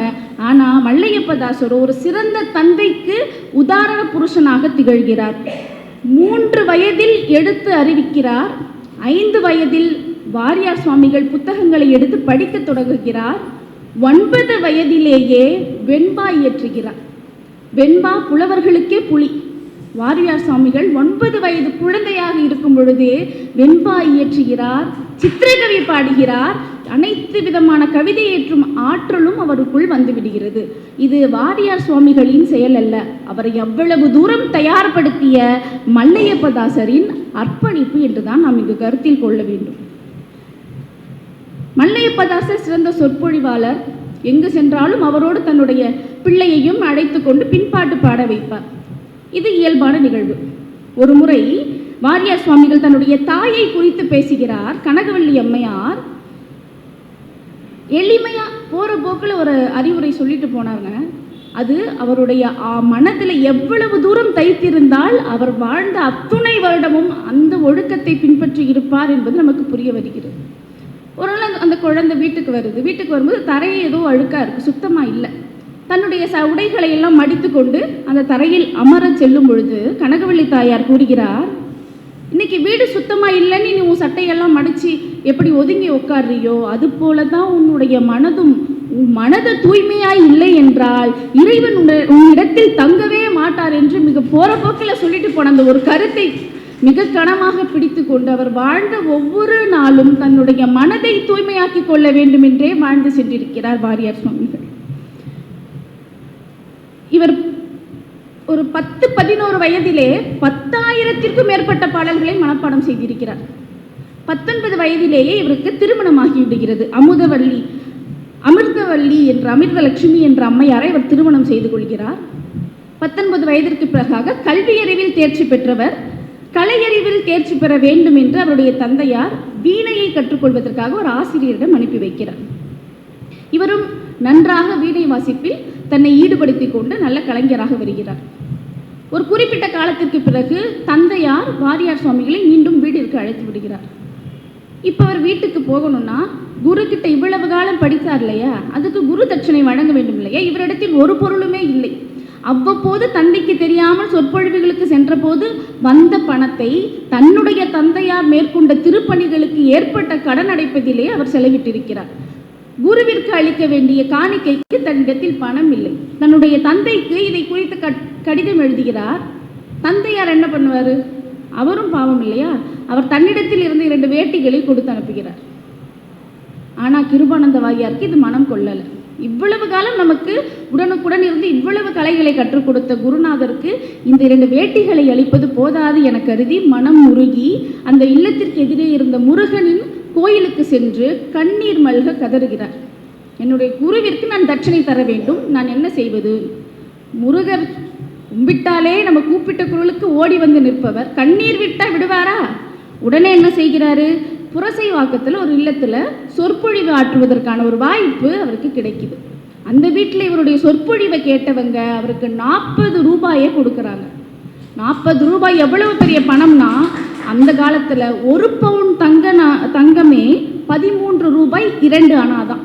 அப்போ அவங்க அந்த நிலையில் 40 ரூபாய் கொடுத்துருக்காங்கன்னா எவ்வளவு பெரிய பணம்.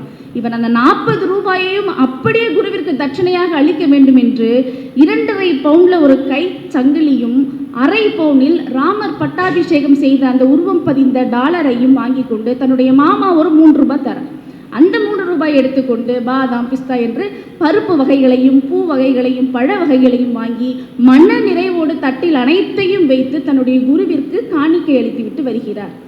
கும்பிட்ட குரலுக்கு முருகனின் அருளால் தன் மனை நிறைவை எய்தி அந்த இடத்தில் இருந்து அவர் சென்னையிலிருந்து மீண்டும் அவர் சொந்த ஊருக்கே சென்று விடுகிறார். இவர் தந்தைக்கு தெரியாமல் பிரசங்கம் செய்ததுண்டு.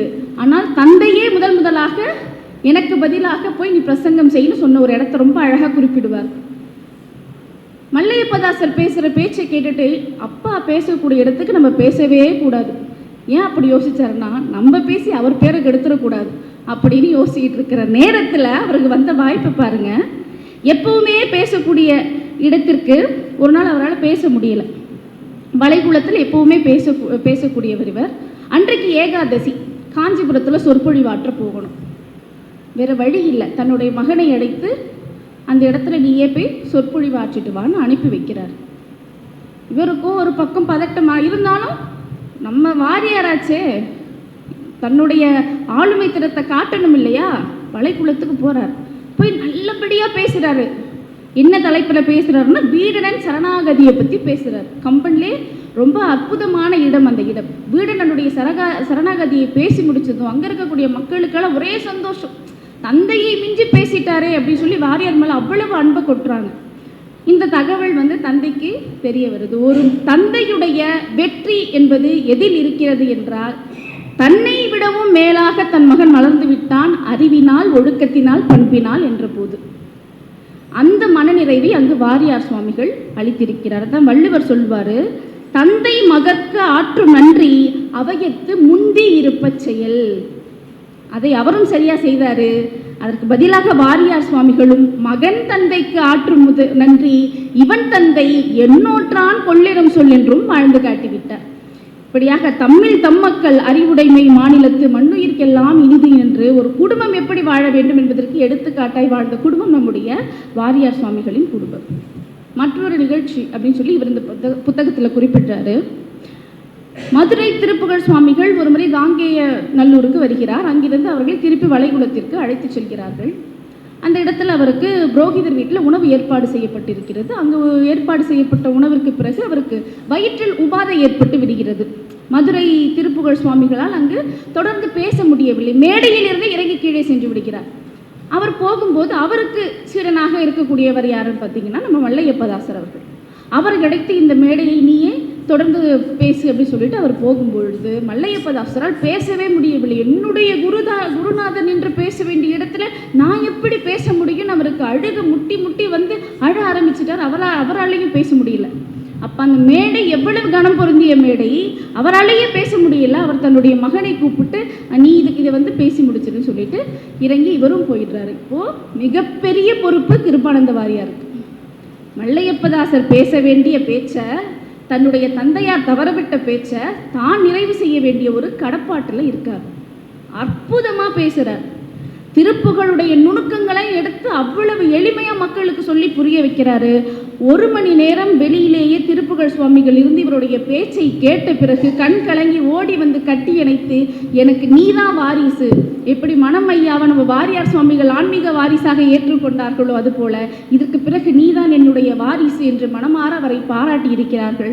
பிற்காலத்தில் கடிதாசி எழுதும் பொழுது கிருபானந்த வாரியாருக்கு தம்பி பிறந்திருக்கிறார் அப்படி சொல்லி எழுதக்கூடிய அளவிற்கு அவருடைய அன்பை பெற்றவராக வாரியார் சுவாமிகள் திகழ்ந்திருக்கிறார்கள். இப்படி வாரியார் சுவாமிகள் அவருடைய வாழ்க்கையில் நடந்த நிறைய நிகழ்வுகளை படிக்கும்போது அவ்வளவு சுவையாக இருக்கிறது. கொஞ்சம் படித்தாலே நமக்கெல்லாம் மெத்தனமான ஒரு போக்கு வருவது இந்த காலத்தில்.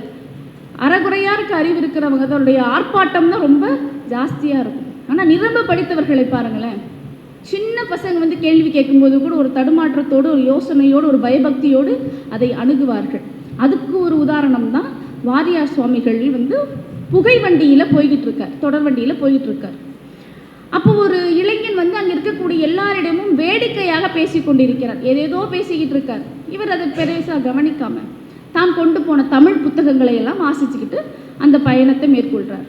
உடனே அந்த இளைஞன் அங்கிருந்து ஓடி வந்து, சுவாமி சுவாமி எனக்கு ஒரு சந்தேகம், நான் எல்லார்கிட்டையும் கேட்டுட்டு யாருமே அதுக்கு பதில் சொல்லலை, உங்ககிட்ட கேட்குறேன், நீங்கள் யோசிக்காமல் பதில் சொல்லணும் அப்படின்னு ஒரு கட்டளையை வைக்கிறார். வாரியார் சுவாமிகளுக்கு தூக்கி போடும்.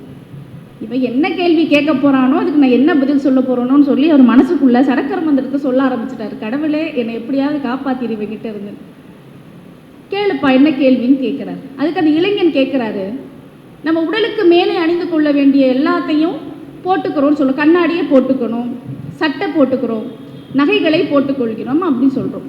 அதே மாதிரி உடலுக்கு உள்ளே செலுத்தக்கூடிய அனைத்து பொருட்களையும் சாப்பிடும், தண்ணீர் சாப்பிடுங்க, பாயாசம் சாப்பிடுங்க, இட்லி சாப்பிடுங்க, தோசை சாப்பிடுங்கன்னு சொல்லுறோம். ஆனால் வெற்றிலை பாக்கையும் நம்ம வாய்க்கு உள்ளதானே போடுறோம், ஏன் வெற்றிலை பாக்கை வந்து சாப்பிடுங்கன்னு சொல்லாமல் வெற்றிலை பாக்கு போட்டுக்கங்கன்னு சொல்கிறோன்னு ஒரு கேள்வியை முன்வைக்கிறார். அதுக்கு கொஞ்சம் கூட வாரியார் அசராம, இது என்னப்பா பெரிய கேள்வி, வெற்றிலை பாக்கு என்பது உணவு அல்ல, நாம் வயிறார உண்ட பிறகு நம் வாய்க்கு போட்டுக்கொள்ளக்கூடிய அணிகலன், நாம் எதையெல்லாம் உண்கிறோமோ அதையெல்லாம் தான் சாப்பிட்றதுன்னு சொல்லணும். இதுவும் அணிகலன்களை போல வாய்க்கு ஒரு அணிகலன், அதனால் இதையும் போட்டுக்கொண்டு தான் சொல்லணும். பெரியவர்கள் பேசக்கூடிய பேச்சில் ஒவ்வொருமே நுணுக்கம் பொருந்தியது, பொருள் பொதிந்தது என்று சொல்லி அந்த இளைஞனை ஆற்றுப்படுத்துகிறார். உடனே அந்த இளைஞர் சொல்றாரு, ஐயா இது என்ன விடைன்னு எனக்கும் தெரியாது, நானும் யார்கிட்டையோ கேட்டு பார்த்துட்டு யாருக்கும் விடை தெரியல, இப்போ நீங்கள் சொன்ன பிறகுதான் எனக்கு ஒரு தெளிவு வந்ததுன்னு சொல்லி அந்த இளைஞன் அந்த இடத்தை விட்டு அகன்று போறாரு. ஆகவே நிரம்ப அறிவிருப்பவர்களும் கூட சற்று கேள்விகளுக்கு அஞ்சுகிறார்கள், ஆனால் தெளிந்த அறிவுடையவர்கள் எப்படிப்பட்ட கேள்விக்கும் சிறக்க பதிலுரைப்பார்கள் என்பது இந்த ஒரு நிகழ்வு சான்றாக அமைகிறது. நம்முடைய வாரியார் சுவாமிகளே அரிய செய்தி அப்படின்னு இந்த புத்தகத்தில் ஒரு செய்தியை குறிப்பிடுகிறார்கள்.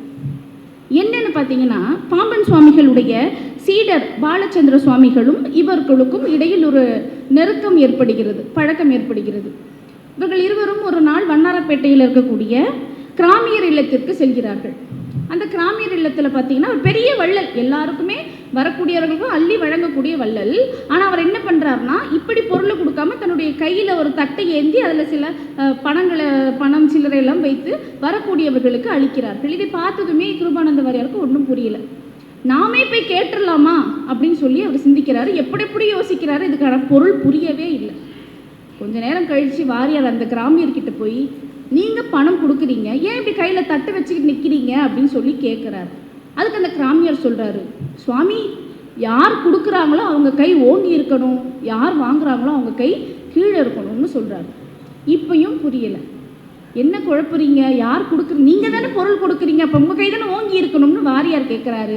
சுவாமி என் கையில் இருக்கிறது வெறும் காகிதங்கள் தான், பணம்ன்றது ஒரு பெரிய பொருளே இல்லை, ஆனால் என்னிடத்தில் வந்து அதை எடுத்துக்கொண்டு செல்கிறார்கள் அல்ல, அவர்கள் எல்லாம் எத்தனையோ புண்ணிய தலங்கள் சென்றவர்கள், எவ்வளவோ அருட்கதைகளை தன் மனதில் வைத்திருப்பவர்கள், எனக்கு அவர்கள் கொடுப்பது ஆசி அல்ல, அருள், அது மிகவும் சாதாரண பொருள் அல்ல, விலை மதிப்பற்றது, அவர்கள் கொடுக்கிறார்கள், நான் வாங்கிக் கொள்கிறேன் என்று கூறினார்களாம்.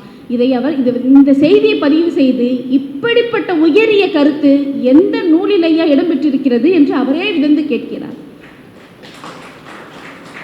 வாரியார் சுவாமிகளுடைய பேச்சை குறித்து நம்ம பேச வேண்டியதே இல்லை, அவ்வளவு சிறப்பான அருமையான பேச்சுக்கள், ஒரு துளி நிமிடம் கூட நம்மளால அதை ரசிக்காமல் இருக்கவே முடியாது. அப்படிப்பட்ட பேச்ச ஆளுமை அவர் வாரியார் சுவாமிகளுடைய.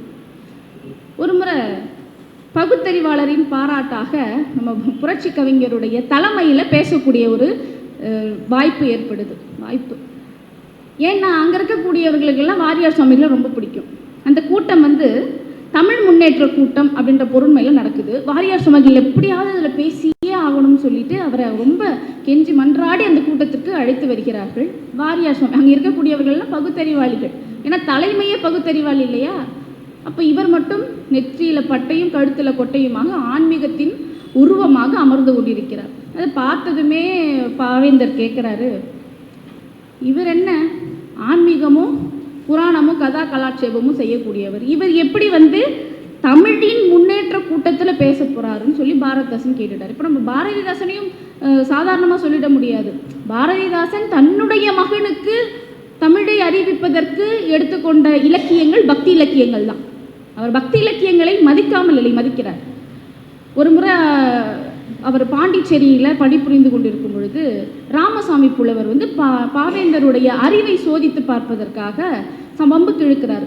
புலவர்களுக்கே உரிய செருக்கு தானே அது. உடனே என்ன பண்ணுறாரு, நான் ஒரு பாடல் பாடுறேன், அதற்கு தகுந்த விளக்கமும் அதுக்கு நான் ஒரு கேள்வி கேட்பேன், அதற்கான விடையும் அளிக்கணும் அப்படின்னு சொல்கிறார். பாரதிதாசன் சரி கேளுங்க அப்படின்றார். சிவபிரகாசர் எழுதிய பாடல் ஒன்று, இலை படர்ந்த பொய்கை இடத்து அழுதல் கண்டு முளை சுரந்த அன்னையோ முன்னின் நிலை விளங்க கொங்கை சுரந்த அருக்கோமாலோ சம்பந்தா இங்குயர்ந்தார் ஆர் சொல் எனக்குன்ற பாடல். இந்த பாடல் என்னன்னா, திருஞான சம்பந்தருக்கு அழகை பார்த்ததுமே பார்வதி தேவி பால் கொடுக்குறாங்க. சிவன் சொல்லவும் பார்வதி தேவி பால் கொடுக்குறாங்க. இந்த செய்தியை கேட்டதுமே நம்முடைய அம்மையார், பெரிய புராணத்தில் கூட மங்கையர்க்கரசி அம்மையாருக்கு நெஞ்சத்தில் பால் சுரக்குது. இந்த 2 அம்மையார்களில் உயர்ந்தவர் யாருன்னு ஒரு கேள்வி கேட்குறார். அங்கே இருக்கக்கூடிய எல்லாருமே இந்த கேள்வியை கேட்ட உடனே எல்லாருமே உமாதேவி உமாதேவி உமாதேவின்றாங்க. பாரதிதாசன் மட்டும் என்ன சொல்கிறாரு, மங்கையர்க்கரசின்றார். இவரால் அந்த விடையை ஏற்றுக்கொள்ளவே முடியலை. அது எப்படி நீ மங்கையர்க்கரசியை சொல்லலாம், உமாதேவி இல்லை பெரிய தாய்?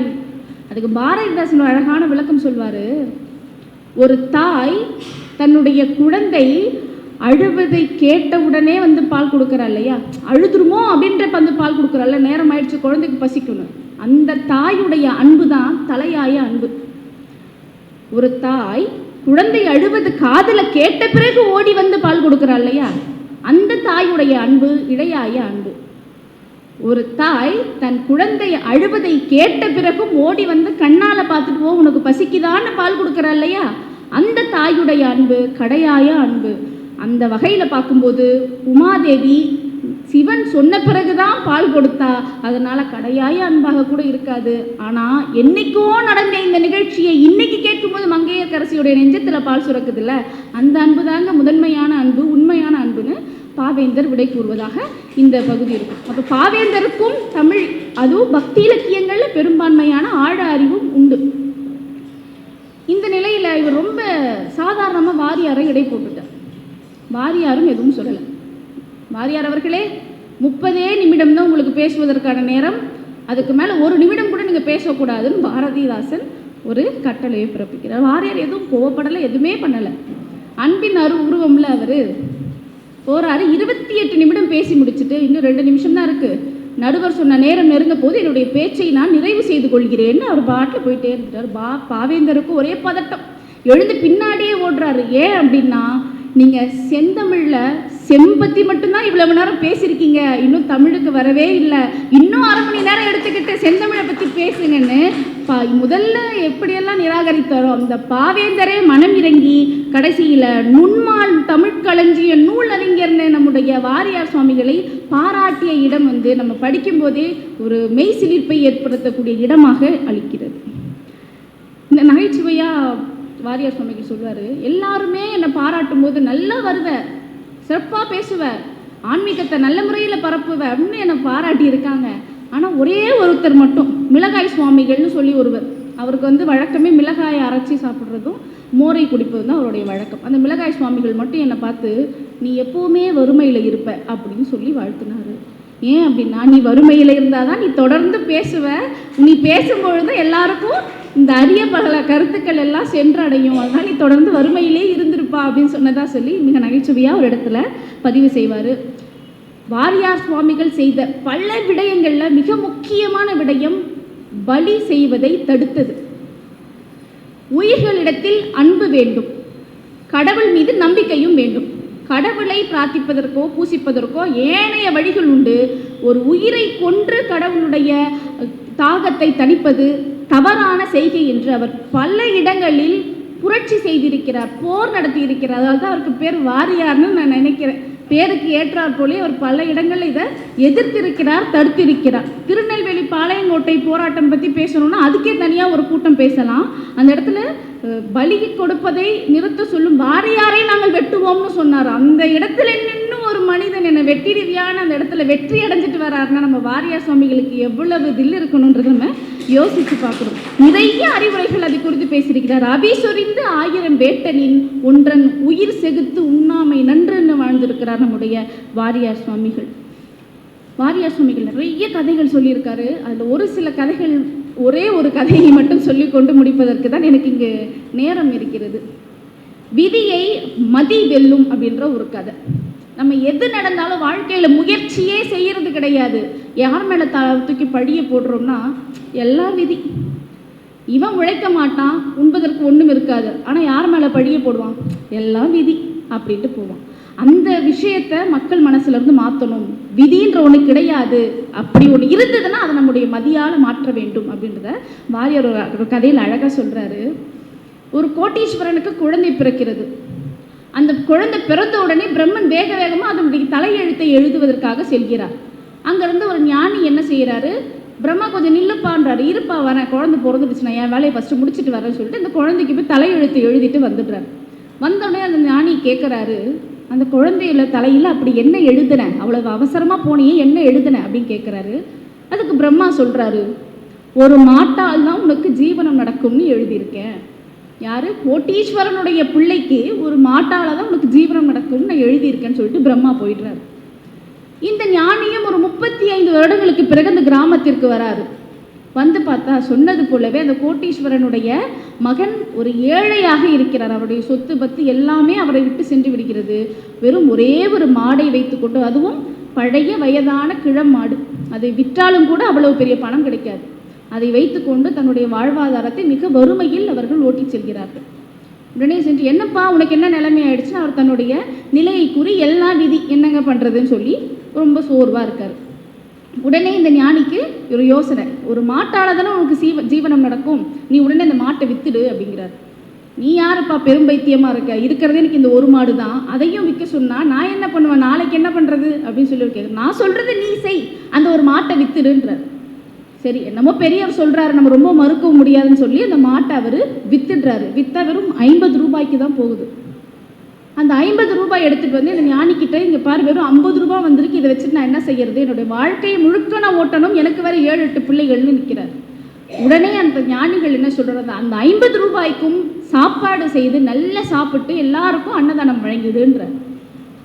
என்னடா இது வம்பா போச்சு, இவர் பேட்டை கேட்டு இருந்த ஒரு மாட்டையும் வித்துட்டோம், இருக்கிற காசையும் அன்னதானம் போடுன்றார் இந்த ஆளுன்னு சொல்லி, சரி பெரியவர் சொல்லிட்டாரு செய்வோமேன்னு சொல்லி அன்றைய நாள் என்ன பண்ணுறாங்க, வயிறார நல்ல உணவு சாப்பிட்டு இருந்த எல்லா காசில் இருந்த உணவையும் எல்லாருக்கும் வழங்கி அன்றைய நாள் சிறப்பாக முடிஞ்சு. மறுநாளைக்கு என்ன செய்வதுன்னு ஒரே குழப்பம், படுத்துக்கிட்டே இருக்கார். அவருடைய தோட்டத்தில் வெள்ளை விளையர்னு ஒரு பெரிய மாடு நிற்கிது. ஏன்னா இப்போ பிரம்மனுக்கு வேற வழி இல்லைல்ல, ஒரு மாட்டால் உனக்கு ஜீவனம் நடக்கும்னு சொல்லியிருக்கார்ல, இப்போ அவருடைய வாழ்வாதாரத்துக்கு ஒரு மாடு வேணும் இல்லை. வெளியில் பார்த்தா தோட்டத்தில் ஒரு மாடு இருக்குது. இவருக்கு ஒன்றுமே புரியல. உடனே அந்த ஞானி வந்து, அது உன்னுடைய மாடு தான், நீ அதை எடுத்துக்க அப்படின்றாரு. இவருக்கு ஒரே சந்தோஷம், பழைய மாடு போய் புதுசாக பெரிய மாடு கிடச்சிருச்சு. அன்னைக்கும் வந்து என்ன செய்கிறாரு, இந்த மாட்டை நீ வித்துடு, விற்றதுக்கப்புறம் வரக்கூடிய பணத்தால் நல்ல ஆடைகளை வாங்கி அணிந்து கொள், இல்லாதவர்களுக்கும் ஆடை வாங்கி கொடு அப்படின்னு சொல்கிறாரு. அவரோட பேச்சுப்படி இவரும் எல்லா பணத்தையும் ஆடைகளாக வாங்கி இவரும் நல்ல மகிழ்ச்சியை அணிந்து கொள்கிறார்கள், மற்றவருக்கும் அதை வழங்குகிறார்கள். 3வது நாளும் இரவு வெளியே பார்த்தா வெளியேறுன்னு ஒரு மாடு நிற்கிது. ஏன்னா அந்த ஒரு மாட்டால் இவருக்கு ஜீவனம் நடக்கணும் இல்லையா. இப்படியாக ஒவ்வொரு நாளும் அந்த மாடை அவர் நிறுத்த வைக்க வேண்டியது யாருடைய வேலையாயிற்று, பிரம்மாவுடைய வேலையாயிற்று.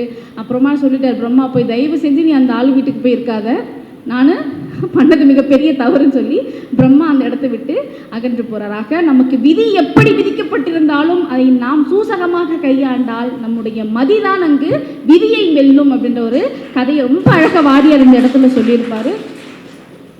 இந்த ஒன்று நம்ம எல்லாம் பொதுவாக என்ன சொல்லுவோம், பெண்களுக்கு பின்புத்திப்பா, பொண்ணுங்களை நம்பினா அவ்வளவுதான், ஆழகால விடத்தையும் நம்பலாம், ஆனால் பெண்ணுங்களை நம்பிடாதீங்கன்னு சொல்லுவாங்க.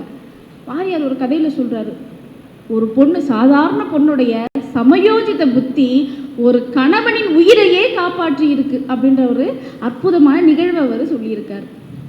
ஒரு ஊரில் ஒரு அமைச்சர் என்ன செய்கிறாரு, ஒரு ஊரில் இருக்கக்கூடிய ஒரு பெண் மீது காதல் கொள்கிறார். தப்பு இல்லை, ஆனால் 2 பேருக்குமே கல்யாணம் ஆயிடுச்சு. அமைச்சருக்கும் கல்யாணம் ஆயிடுச்சு, அவர் காதல் கொண்டிருந்த பெண்ணுக்கும் கல்யாணம் ஆயிடுச்சு. அவர் தன்னுடைய ஆசையை அங்கே போய் தெரிவிக்கும் போது அந்த பொண்ணு சொல்கிறா, எப்பா நீ ஒரு அமைச்சர், தலைமை அமைச்சன் வேற, எங்களையெல்லாம் பாதுகாக்க வேண்டிய பொறுப்பு உன்னிடத்தில் இருக்கிறது இல்லையா, நீயே இப்படி தவறு செய்யலாமா, பிறன்மனை நோக்குவது பேராண்மையான்லாம் கேள்வி கேட்டு அவரை அசிங்கப்படுத்தி அனுப்பிடுச்சு. இவருக்கு மகா கோபம், என்னுடைய ஆசைக்கு நீ இணங்கலைன்னா உன்னை நான் எப்படி நிம்மதியாக வாழ வைப்பேன்னு சொல்லி அந்த பெண்ணுடைய கணவன் மீது ஒரு பொய்யான குற்றத்தை கூறி அந்த கணவனுக்கு தூக்கு தண்டனையை வாங்கி கொடுத்துடுறாரு இந்த தலைமை அமைச்சர். இந்த பெண்ணுக்கு என்ன செய்கிறதுனே புரியல. அவள் ஒரு சாதாரண பெண் இல்லை, அரசன்கிட்ட போய் பேசி மன்றாடி அவர் முறையிட்டு தன் கணவனை மீட்டு வரக்கூடிய அளவிற்கு துணிவில்லாத சாதாரண பெண். என்ன செய்வது ஒன்றுமே புரியவில்லை. ஆனாலும் கணவன் ஆயிற்றை விட முடியாதல்லவா, போய் தன்னுடைய அரசர்கிட்ட என்னுடைய கணவன் எந்த தவறும் செய்யலை, கொஞ்சம் உங்களுடைய தீர்ப்பில் கொஞ்சம் மாற்றம் கொடுங்க, கொஞ்சம் நேரம் கொடுங்கன்னு கேட்குறான். இப்போ அரசன் என்ன சொல்கிறார், ஐயோ இந்த இது வழங்கப்பட்ட தீர்ப்பு, இது விசாரணைக்கு உரிய வழக்கு இல்லை, இது வழங்கப்பட்ட தீர்ப்பு, இதை மாற்றுவதற்கு இடமே இல்லை, வேணா உனக்கு ஒரு வாய்ப்பு தருகிறேன், நாளைக்கு நான் இறைவனுக்கு முன்னாடி திருவுளச்சீட்டு எழுதி போடுவோம், உன் கணவன் குற்றவாளியா குற்றவாளி இல்லையா என்று அதிலே வரக்கூடிய விடையை கொண்டு நம் தீர்ப்பு வழங்கிவிடலாம் என்று அரசன் கூறி அனுப்புகிறான். இந்த பெண்ணுக்கு ஒரு மாதிரி சமாதானம் ஆயிடுச்சு, இறைவன் நம்மை கைவிடப் போவது இல்லை என்று. ஆனால் நடந்தது என்னன்னு பாருங்க, அந்த அமைச்சன் அந்த சீட்டு எழுதக்கூடியவன்கிட்ட 1 லட்சம் ரூபாயை கொடுத்து 2த்துலையுமே குற்றவாளி குற்றவாளின்னு எழுத வச்சிடுறார். இப்போ நாளைக்கு எந்த சீட்டு எடுத்தாலும் அதில் குற்றவாளின்னு இருக்க போகுது. இந்த தகவலை அமைச்சருடைய மனைவி அந்த பெண்ணிடத்தில் சென்று சொல்கிறார், என்னுடைய கணவன் மிகவும் மோசமானவன், இந்த மாதிரி செய்துதான், நீ தான் உன் புருஷனை காப்பாற்றிக்கணும்னு சொல்லிடுறான். இப்போ இந்த பொண்ணால் என்ன செய்ய முடியும், மறுநாள் போய் அரசவையில் போய் சீட்டை மாற்ற முடியாது, எதுவுமே பேச முடியாது.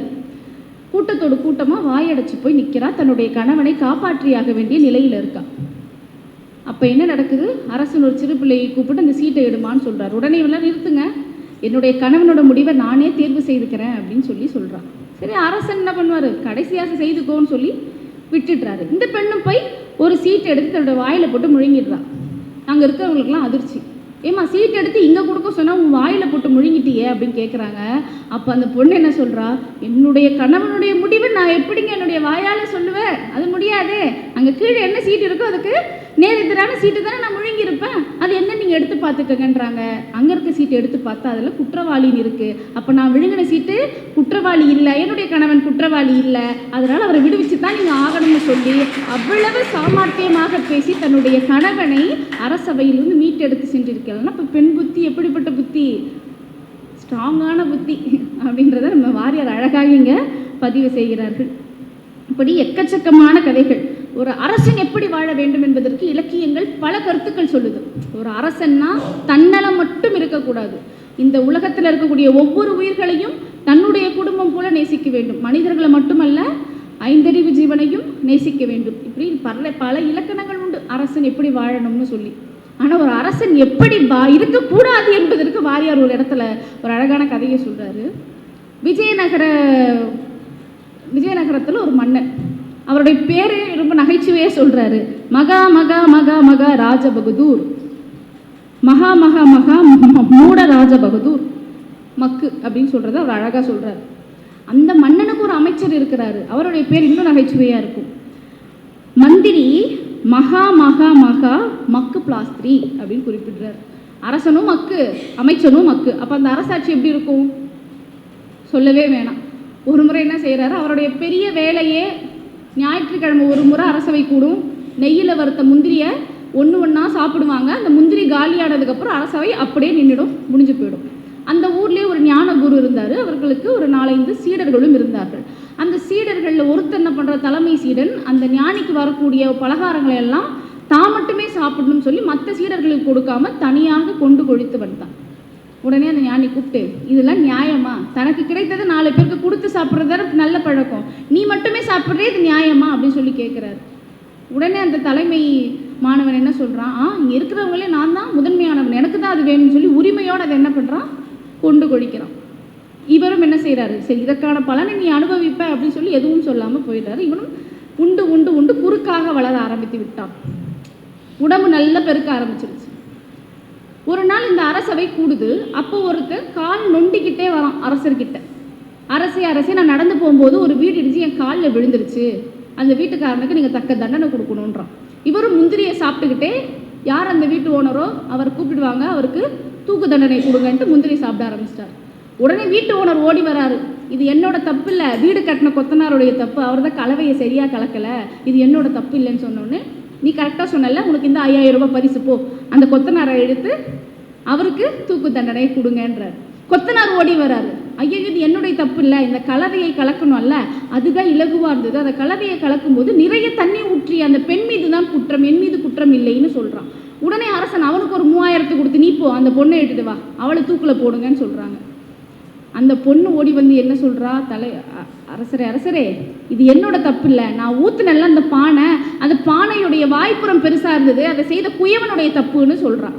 உடனே அந்த பொண்ணுக்கு 3000 ரூபாய் கொடுத்து அந்த பொண்ணை அனுப்பிட்டு குயவனை இங்கே வர வைக்கிறாங்க. குயவன் ஓடி வந்து என்ன சொல்கிறா, அது என்னோட தப்பு இல்லை, நான் பானை செஞ்சுட்டு இருக்கும்போது எனக்கு எதிரில் ஒரு பொண்ணு நாட்டியம் ஆடிக்கிட்டு இருந்தா, அந்த நாட்டியத்தை பார்க்கும்போது நான் மெய் மறந்து பானையை தப்பாக செஞ்சுட்டேன், ஆகவே அந்த நாட்டியம் ஆடிய பெண் மீது தான் குற்றம்னு சொல்கிறான். உடனே இந்த குயவனுக்கு 3000 ரூபாய் கொடுத்து அனுப்பிட்டு அந்த நாட்டியம் ஆடக்கூடிய பெண்ணை அழைத்துட்டு வந்து அவளை தூக்கிலிட போகிறார்கள். தூக்கிலிட போகும் பொழுது முந்திரி காலி ஆயிடுச்சு. அதுக்கப்புறம் அரசவை நடக்காது. இந்த பொண்ணு தூக்கில் போடுன்ட்டு அரசன் போயாச்சு. தூக்கில் போட போகும்போது அவங்க தூக்கு கயிறு தயாரிச்சிருப்பாங்களே, அந்த கயிறுடைய வாய்ப்புறம் பெருசாக இருக்குது, தூக்கு போடுவதற்கு அந்த பொண்ணுடைய கழுத்து சின்னதாக இருக்குது. ஓடி போய் அரசே கயிறு சரியில்லை, அந்த பொண்ணை வந்து தூக்கு மாற்றுவதற்கு அது திட்டமாக இல்லைன்னு சொல்லும்போது அரசர், முட்டாள் அரசர் என்ன சொல்கிறாரு, அப்போ அந்த பொண்ணையை விட்டு அந்த கயிறுக்கு ஏற்ற கழுத்து எங்கே இருக்கோ அவனை பிடிச்சிட்டு வந்து தூக்கில் போட்டுடுன்றாங்க. இவங்க ஊர் ஃபுல்லாக தேடுறாங்க, அந்த கயிறுக்கு ஏற்ற கழுத்து எங்கே இருக்குன்னு பார்த்தா அந்த திண்ணையில் முதல் மாணவக்கார் ஒருத்தர் எல்லாத்தையும் சாப்பிட்டு படுத்துக்கிட்டு இருந்தார் இல்லையா, அவருடைய கழுத்து பொருத்தமாக இருந்தது. அந்த மாணவனை கூட்டிகிட்டு வந்து தூக்கில் போடுவதற்காக நிறுத்த வைத்திருக்கிறார்கள். உடனே ஞானகுருக்கு என்ன இருந்தாலும் தன்னுடைய சீடன் இல்லையா, காப்பாற்றியாக வேண்டும் இல்லையா, ஓடி வராரு. யாரோ பண்ண தப்புக்கு இந்த பையனை தூக்கில் போட்டுருங்க, ரொம்ப நல்லது, ஆனால் அவனுக்கு பதிலாக என்ன போட்டுருங்க தூக்கில், ஏன்னா இன்னைக்கு ரொம்ப நல்ல நாள், இன்னைக்கு இறந்தா உடனே ஸ்வர்க்கமா, அதனால் அவனுக்கு அந்த வாய்ப்பை கொடுக்காதீங்க, எனக்கு அந்த வாய்ப்பை கொடுங்க, இன்னைக்கு நான் இறந்து போகிறேன்னு அந்த ஞானகுரு பேசவும் இவருக்கு ஒன்றும் புரியல. அப்போ இன்னைக்கு நல்ல நாள், இன்னைக்கு இறந்தா ஸ்வர்க்கம் நிச்சயம்னு யாரையுமே கொலை செய்யாமல் அரசன் தானாகவே தூக்கு போட்டு கொண்டான். அரசனே தூக்கு போட்டு கொண்டானே, நாமே உயிரோடு இருக்கணும்னு அந்த அமைச்சனும் தூக்கு மாட்டிக்கிட்டான். ஆக ஒரு நாட்டில் இருக்கக்கூடிய அரசனுக்கு அறிவு என்பது ரொம்ப ரொம்ப முக்கியம். அது எந்த நேரத்தில் எப்படி செயல்படணுன்றதும் ரொம்ப ரொம்ப ரொம்ப அவசியம் வந்து நம்ம வாரியார் சுவாமிகள் இந்த கதையில் சொல்லியிருக்காரு. இது மட்டும் இல்லாமல் எக்கச்சக்கமான கதைகள் நம்ம சொல்லிக்கிட்டே போகலாம். இங்கே நேரக்குறைவு காரணமாக அப்படின்னு சொல்லி நான் தப்பிச்சுக்கிறேன். இங்கே வந்து நிறைய எனக்கு பேசுவதற்கு வாய்ப்பளித்ததற்கு நான் வந்து மனம் நிறைய எப்படி அந்த நன்றியை சொல்வதுன்னே எனக்கு தெரியல. வாரியார் சுவாமிகள் வந்து பல திருக்கோயில்களை கட்டியிருக்கிறார், அதை பற்றியும் நிறைய பேசணும்னு நினச்சேன். ஐயா முதல்ல சொன்ன மாதிரி 27 கோயில்களில் திருப்பணி செய்திருக்காரு. இது வந்து சாதாரணமான செயல்கையே இல்லை. அந்த காலகட்டத்தில் ஒரே ஒரு கோயில் திருப்பணி செய்வது என்பது எவ்வளவு கடினமான செயல் என்பதை அது படிக்கும் பொழுதுதான் புரியுது. ஒவ்வொரு நேரத்திலும் அவர் பட்ட இடர்பாடுகள், ஒவ்வொரு இடர்பாடுகளையும் அவர் மலர் மலையாக வாங்கி கொண்டு அந்த பணியை தொடர்ந்து செய்திருக்கிறார் என்றால் அதற்கு காரணம் அவருடைய மனம். அவர் மனம் சிறு வயதில் எப்படியெல்லாம் செம்மையாக்கப்பட்டிருக்கிறதோ அதுதான் அவர் வயது முதிர்ந்த காலத்திலும் துணிந்து செயல்பட அவருக்கு தூண்டுகோலாக அமைந்திருக்கிறது என்பது எனக்கு புரிய வந்தது. அது மட்டும் இல்லாமல் இவ்வளவு நெருக்கடியில் என்னால் ஒரு 4 வரி சேர்ந்தாப்புல எழுத முடியலைங்க. ஆனால் சுமார் 50க்கும் மேற்பட்ட நூல்களை அவர் எப்படித்தான் எழுதியிருப்பாருன்னே தெரியல. அவருடைய வரலாறு படிக்கும்போது வீட்டில் படுக்கிறதுக்கே அவருக்கு படுக்க கிடையாதான். அப்போ வீட்டில் தூங்கக்கூட நேரமில்லாத ஒரு மனிதர் 150க்கும் மேற்பட்ட நூல்களை எந்த நேரத்தில் எழுதியிருப்பார், எப்படி வெளியிட்டிருப்பார்னு நினைச்சாலே மெய்சில் இருக்குது. அப்படி அயராது நம்முடைய ஆன்மீகத்தின் வழி மக்களை நல்ல வழியில் கொண்டு சென்ற வாரியார் அவர்களை இங்கு நினைத்து மனதார வாழ்த்து பெருமிதம் கொள்கிறேன். அவர் 1905 இந்த செய்தி மட்டும் கூறி என்னுடைய உரையை நிறைவு செய்யலாம் என்று நினைக்கிறேன். 1955 ரிஷிகேஷத்தில் வந்து கிருபானந்த சுவாமி திருப்புகழ் ஜோதி அப்படின்ற விருதை பெற்றிருக்கிறார். அருள்மொழி அரசு, சரஸ்வதி கடாஷ்டகம், இசைப்பேரறிஞர், கலைமாமணி, அமுதமொழி கொண்டல், திருப்பணி சக்கரவர்த்தி, திருப்பணி சரபம் அப்படின்னு பல விருதுகளை வாங்கினார். அதில் ஒரு விருது மட்டும் ஷட்பதானந்தா அப்படின்ற விருது வாங்கும்பொழுது எனக்கு அதுக்கான பொருள் தெரியணும்னு விருப்பப்பட்டேன். ஷட்பதானந்தானா என்ன பொருள் அப்படின்னு. ஷட்பதம் அப்படின்னா 8 கால்கள்னு பொருளாம். 8 கால்கள் இருப்பது வண்டுக்கு. வண்டு என்ன செய்யும்? கள்ளி செடியிலும் போய் தேன் எடுக்கும், வாசமுள்ள மலர்கள்லையும் தேன் எடுக்கும், நல்ல பூக்கள்லையும் தேன் எடுக்கும், விஷப்பூக்கள்லையும் அதால் தேன் எடுக்க முடியும். அதுபோல எந்த நூல்களாக இருந்தாலும் வாசிக்க வேண்டும். இவர் ஆன்மீக சைவவாதியாக இருந்தாலும் கூட எல்லா நூல்களையும் வாசிக்கும் பழக்கத்தை கொண்டிருப்பதனால் எல்லா நூல்களில் என்னென்ன நூல், பைபிள், இஸ்லாமிய மதத்தை சேர்ந்த நூல்கள்னு எல்லா நூல்களையும் வாசித்து அதில் இருக்கக்கூடிய நல்ல கருத்துக்களை எல்லாம் தேன் போல பொறுக்கி மக்களுக்கு இனிமை தரக்கூடிய வகையில் ரொம்ப எளிமையான முறையில் கொடுத்து வாரி வாரி வழங்கியவர் நம்முடைய வாரியார் சுவாமிகள். இந்த தினத்தில் அவருடைய பிறந்த நாளை முன்னிட்டு அவர் குறித்து இவ்வளவு பேசுவதற்கல்ல படிப்பதற்கு வாய்ப்பு அளித்த பெரியோர்களுக்கு என்னுடைய சிரம் தாழ்ந்த வணக்கங்களை தெரிவித்து விடைபெறுகிறேன். நன்றி, வணக்கம்.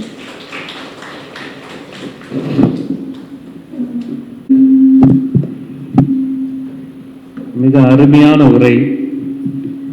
வாரியார் சுவாமிகளின் வாழ்வும் பணியும் என்ற தலைப்பில் அவர் பணியாத ஒரு போராளியாக இருந்ததை மிக நல்லா சுட்டிக்காட்டியிருக்கிறீர்கள்.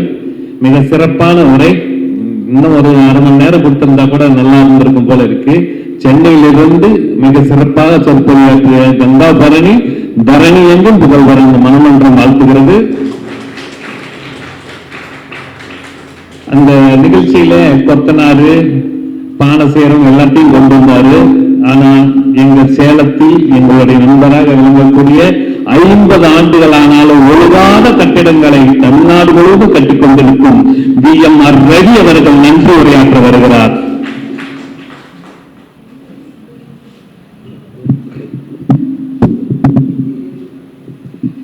ஒரு மன்றத்தை உருவாக்குவது மிகப்பெரிய சிரமம். அந்த மன்றத்தை உருவாக்குவது மட்டுமல்லாமல் தொடர்ந்து 50 ஆண்டுகள் அது நிறைவாக நடைபெற வேண்டும் என்பதற்காக ஒரு தனி மனிதனுடைய எண்ணத்திலும் சிந்தையிலும் உற்பத்திப்பட்ட அந்த ஒரு நல்ல நோக்கம் தொடர்ந்து நடந்து கொண்டிருக்கிறது. அதுவும் அரை நூற்றாண்டு கடந்து 51 ஆண்டுகளாக இங்கு இந்த சேலம் மக்களுக்காக பல்வேறு திசைகளில் இருந்தும் எப்படி பாரதி சொன்னாலும் 8 திக்கும் சென்று கலைகள் 8ம் கொண்டு வந்து சேர்த்திடுவோம் என்ற எண்ணத்தின் அடிப்படையிலே அன்றைய தினம் உருவாக்கப்பட்ட மனமன்றத்தினுடைய ஐயா சந்திரசேகரன் இவருடைய மனதிற்கு இணாக அவருடைய மகள் தொடர்ந்து இந்த நிகழ்ச்சியை நடத்தி கொடுத்து கொண்டிருக்கின்றார். சேலத்தில் இருக்கக்கூடிய ஆன்மீகவாதிகள் மட்டுமல்ல, சேலத்தில் இருக்கக்கூடிய ஆன்றோர்கள் மட்டுமல்ல, பல்வேறு தூரங்களில் இருந்தும் நூற்றுக்கணக்கான கிலோமீட்டருக்கு அந்தாண்டிலிருந்தும் இலக்கியவாதிகளும் ஆன்மீகவாதிகளும் அழைத்து வந்து இந்த சேலம் சேலத்தில் இருக்கக்கூடிய ஆன்மீக மக்கள் அல்லருடைய காதலையும் இணையா தேனை பாய்ச்சி கொண்டிருக்கின்ற இந்த நல்ல நிகழ்ச்சியை தொடர்ந்து நடைபெற வேண்டும் என்றும் நம்ம எல்லோரையும் ஆன்மீகத்திலே கட்டி போட்டு மேலும் சில கருத்துக்களை கேட்க வேண்டும் என்ற உற்சாகத்தோடு நம்ம எல்லாம் விட்டு மனதில்லாமல் பிரியக்கூடிய கங்கா பரணி அவர்களை வாழ்த்தி அவருக்கு நின்ற ஒரு எதிர்காலம் இருக்கிறது. மிக சிறப்பான முறையிலே அவர் வளர்ந்து வருவார். அது மட்டுமல்ல, எங்கள் மனமன்றத்திற்கு ஒரு சிறந்த ராசி உண்டு. சிறிய சிறிய பேச்சாளர்கள் எல்லாம் இங்கு வந்து புடம்போட்ட தங்கங்களாக தமிழகம் மட்டுமல்ல உலகம் முழுவதும் போற்றத்தக்க பேச்சாளர்களாக மனமன்றம் உருவாக்கி இருக்கிறது. அந்த வகையிலே என் சகோதரியை மனமாற வாழ்த்துகின்றேன். உங்கள் சார்பாக நன்றி, வணக்கம்.